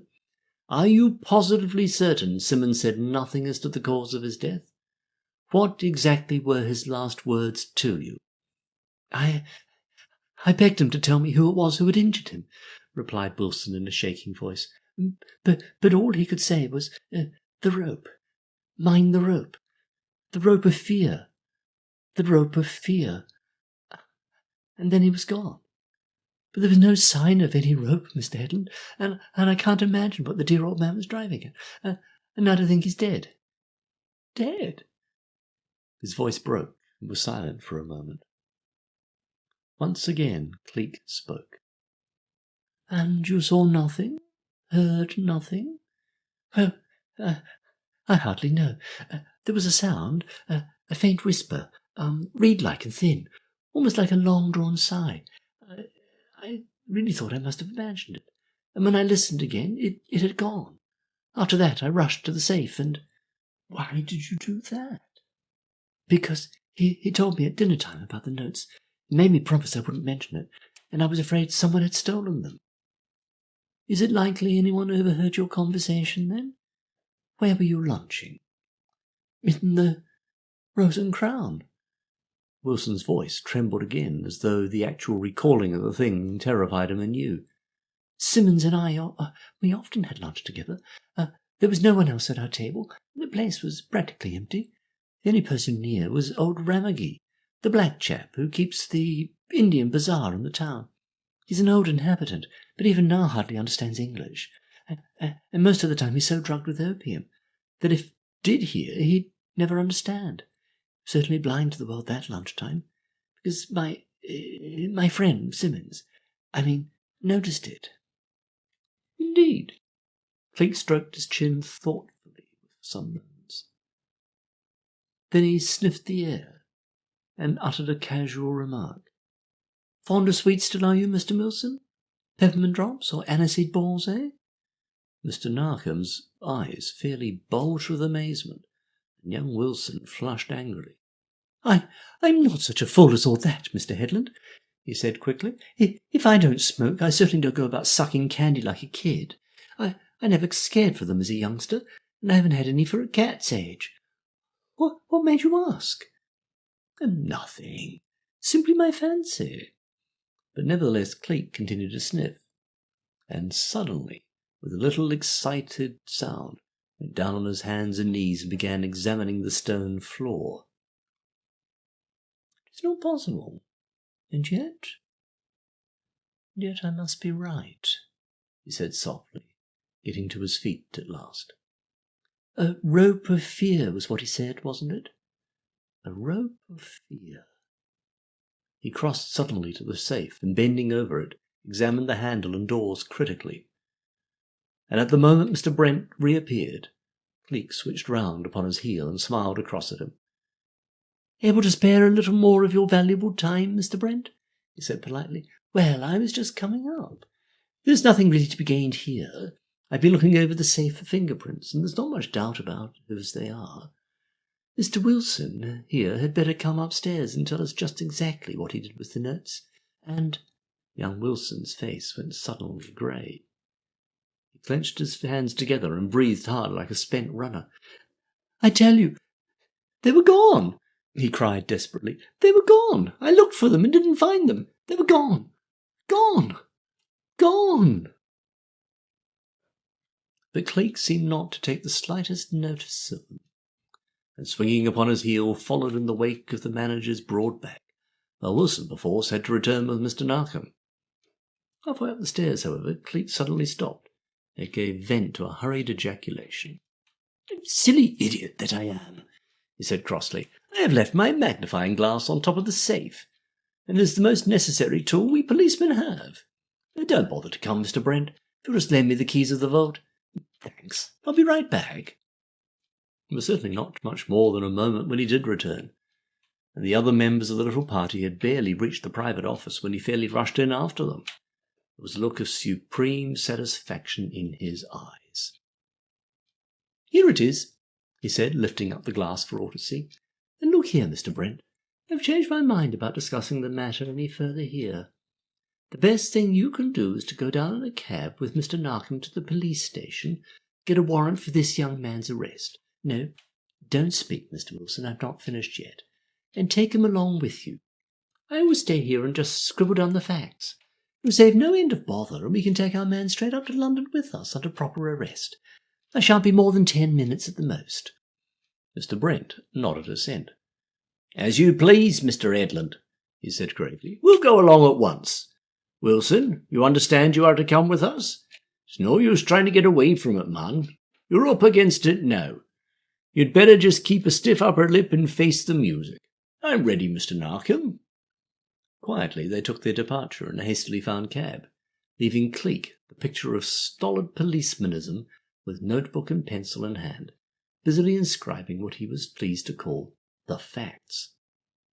Only 10 minutes Cleek had asked for, but it was nearer 20 before he was ushered out of the side entrance of the bank by the old housekeeper, and though perhaps it was only sheer luck that caused him to nearly tumble into the arms of Mr. George Barrington, whom he recognised from the word picture of that gentleman given by Mr. Brent some time before, it was decidedly by arrangement that, after a few careless works on the part of Cleek, Barrington, his face blank with astonishment, accompanied this stranger down to the police station.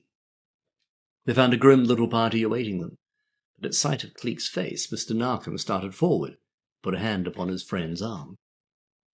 "What have you found, Headland?" he asked excitedly. "Just what I expected to find," came the triumphant reply. "Now, Mr. Wilson, you are going to hear the end of the story. Do you want to see what I found, gentlemen? Here it is." He fumbled in his big coat pocket for a moment, and pulled out a parcel which crackled crisply. "The notes." "Good God!" It was young Wilson who spoke. "Yes, a very good God, even to sinners, Mr. Wilson. We don't always deserve all the goodness we get, you know," Cleek went on. "The notes are found, you see. The notes, you murderer, you despicable thief. The notes which were entrusted to your care by the innocent people who pinned their faith to you." Speaking, he leapt forward, past the waiting inspector and Mr. Narkom, past the shabby down-at-heel figure of George Barrington, past the slim, shaking Wilson, and straight at the substantial figure of Mr. Naylor Brent, as he stood leaning with one arm upon the inspector's high desk. So surprising, so unexpected was the attack, that this victim was overpowered and the bracelets snapped upon his wrists before anyone present had begun to realize exactly what had happened. Then Cleek rose to his feet. "What's that, Inspector?" he said in answer to a hurriedly spoken query. "Mistake? Oh dear, no. No mistake whatever. Our friend here understands that quite well. Thought you'd have escaped with the £200,000 and left your confederate to bear the brunt of the whole thing, did you? Or else young Wilson here, whom you'd so terrorized? Very pretty plot indeed. Only Hamilton Cleek happened to come along instead of Mr. George Headland, and show you a thing or two about plots." "Hamilton Cleek?" The name fell from every pair of lips, and even Brent himself stared at this wizard whom all the world knew, and who unfortunately had crossed his path when he least wanted him. "Yes, Hamilton Cleek, gentlemen. Cleek of Scotland Yard. And a very good thing for you, Mr. Wilson, that I happened to come along. Things look very black for you, you know. And those beastly nerves of yours makes it worse. And if it hadn't been for this cad's confederate—" "Confederate, Mr. Cleek?" put in Wilson shakily. I don't understand. Who could have been his confederate?" "None other than old Ramagee," responded Cleek. "You will find him drugged as usual on the Rose and Crown. I've seen him there only a while ago. But now here's Minus, a constant companion of his. And here is the actual murderer." He put his hand into another capacious pocket and drew forth a smallish glass box. "The rope of fear, gentlemen," he said quietly. "A vicious little rattler of the most deadly sort. And it won't be long before that gentleman there becomes acquainted with another sort of rope. Take him away, Inspector. The bare sight of him hurts an honest man's eyes." And they took him away forthwith, a writhing, furious thing, utterly transformed from the genial personality which had for so long swindled and outwitted a trusting public. As the door closed upon them, Cleek turned to young Wilson and held out his hand. "I'm sorry to have accused you as I did," he said softly, with a little smile. "That is a policeman's way, you know. Strategy is part of the game, though it was a poor trick of mine to cause you additional pain. You must forgive me. I don't doubt the death of your father was a great shock, although you tried manfully to conceal the relationship. No doubt it was his wish, not yours." A sudden transformation came over Wilson's pale, haggard face. It was like the sun shining after a heavy storm. "You knew?" he said over and over again. "You knew? Oh, Mr. Cleek, now I can speak out at last. Father always made me promise to be silent. He wanted me to be a gentleman, and he spent every penny he possessed to get me well enough educated to enter the bank. He was mad for money, mad for anything which was going to better my position, and I was afraid when he told me about the notes he might be tempted. Oh, it was dreadful of me, I know, to think of it, but I knew he doted upon me. I was afraid he might try and take 1 or 2 of them, hoping they wouldn't be missed out of so great an amount. You see, we'd been in money difficulties and were still paying my college fees after all this time. So I went back to keep watch with him, and found him dying. Though how you knew—" His voice trailed off into silence, and Cleek smiled kindly. "By the identical shape of your hands, my dear boy. I never saw 2 pairs of hands so much alike in all my life. And then your agitation made me risk the guess. What's that, Inspector? How was the murder committed? And what did this little rattler have to do with it? Well, quite simple. The snake was put in the safe with the notes, and a trail of aniseed, of which snakes are very fond, you know, laid from there to the foot of old Simmons. The safe door was left ajar, though in the half-dusk the old man certainly never noticed it. I found all this out from the few words of Wilson's about the rope, and from his having heard a reed-like sound. I had to do some hard thinking, I can tell you. When I went downstairs again, Mr. Narkom, after my magnifying glass, I turned down poor Simmons' sock, and found the mark I expected. The snake had crawled up his leg and struck home. Why did I suspect Mr. Brent?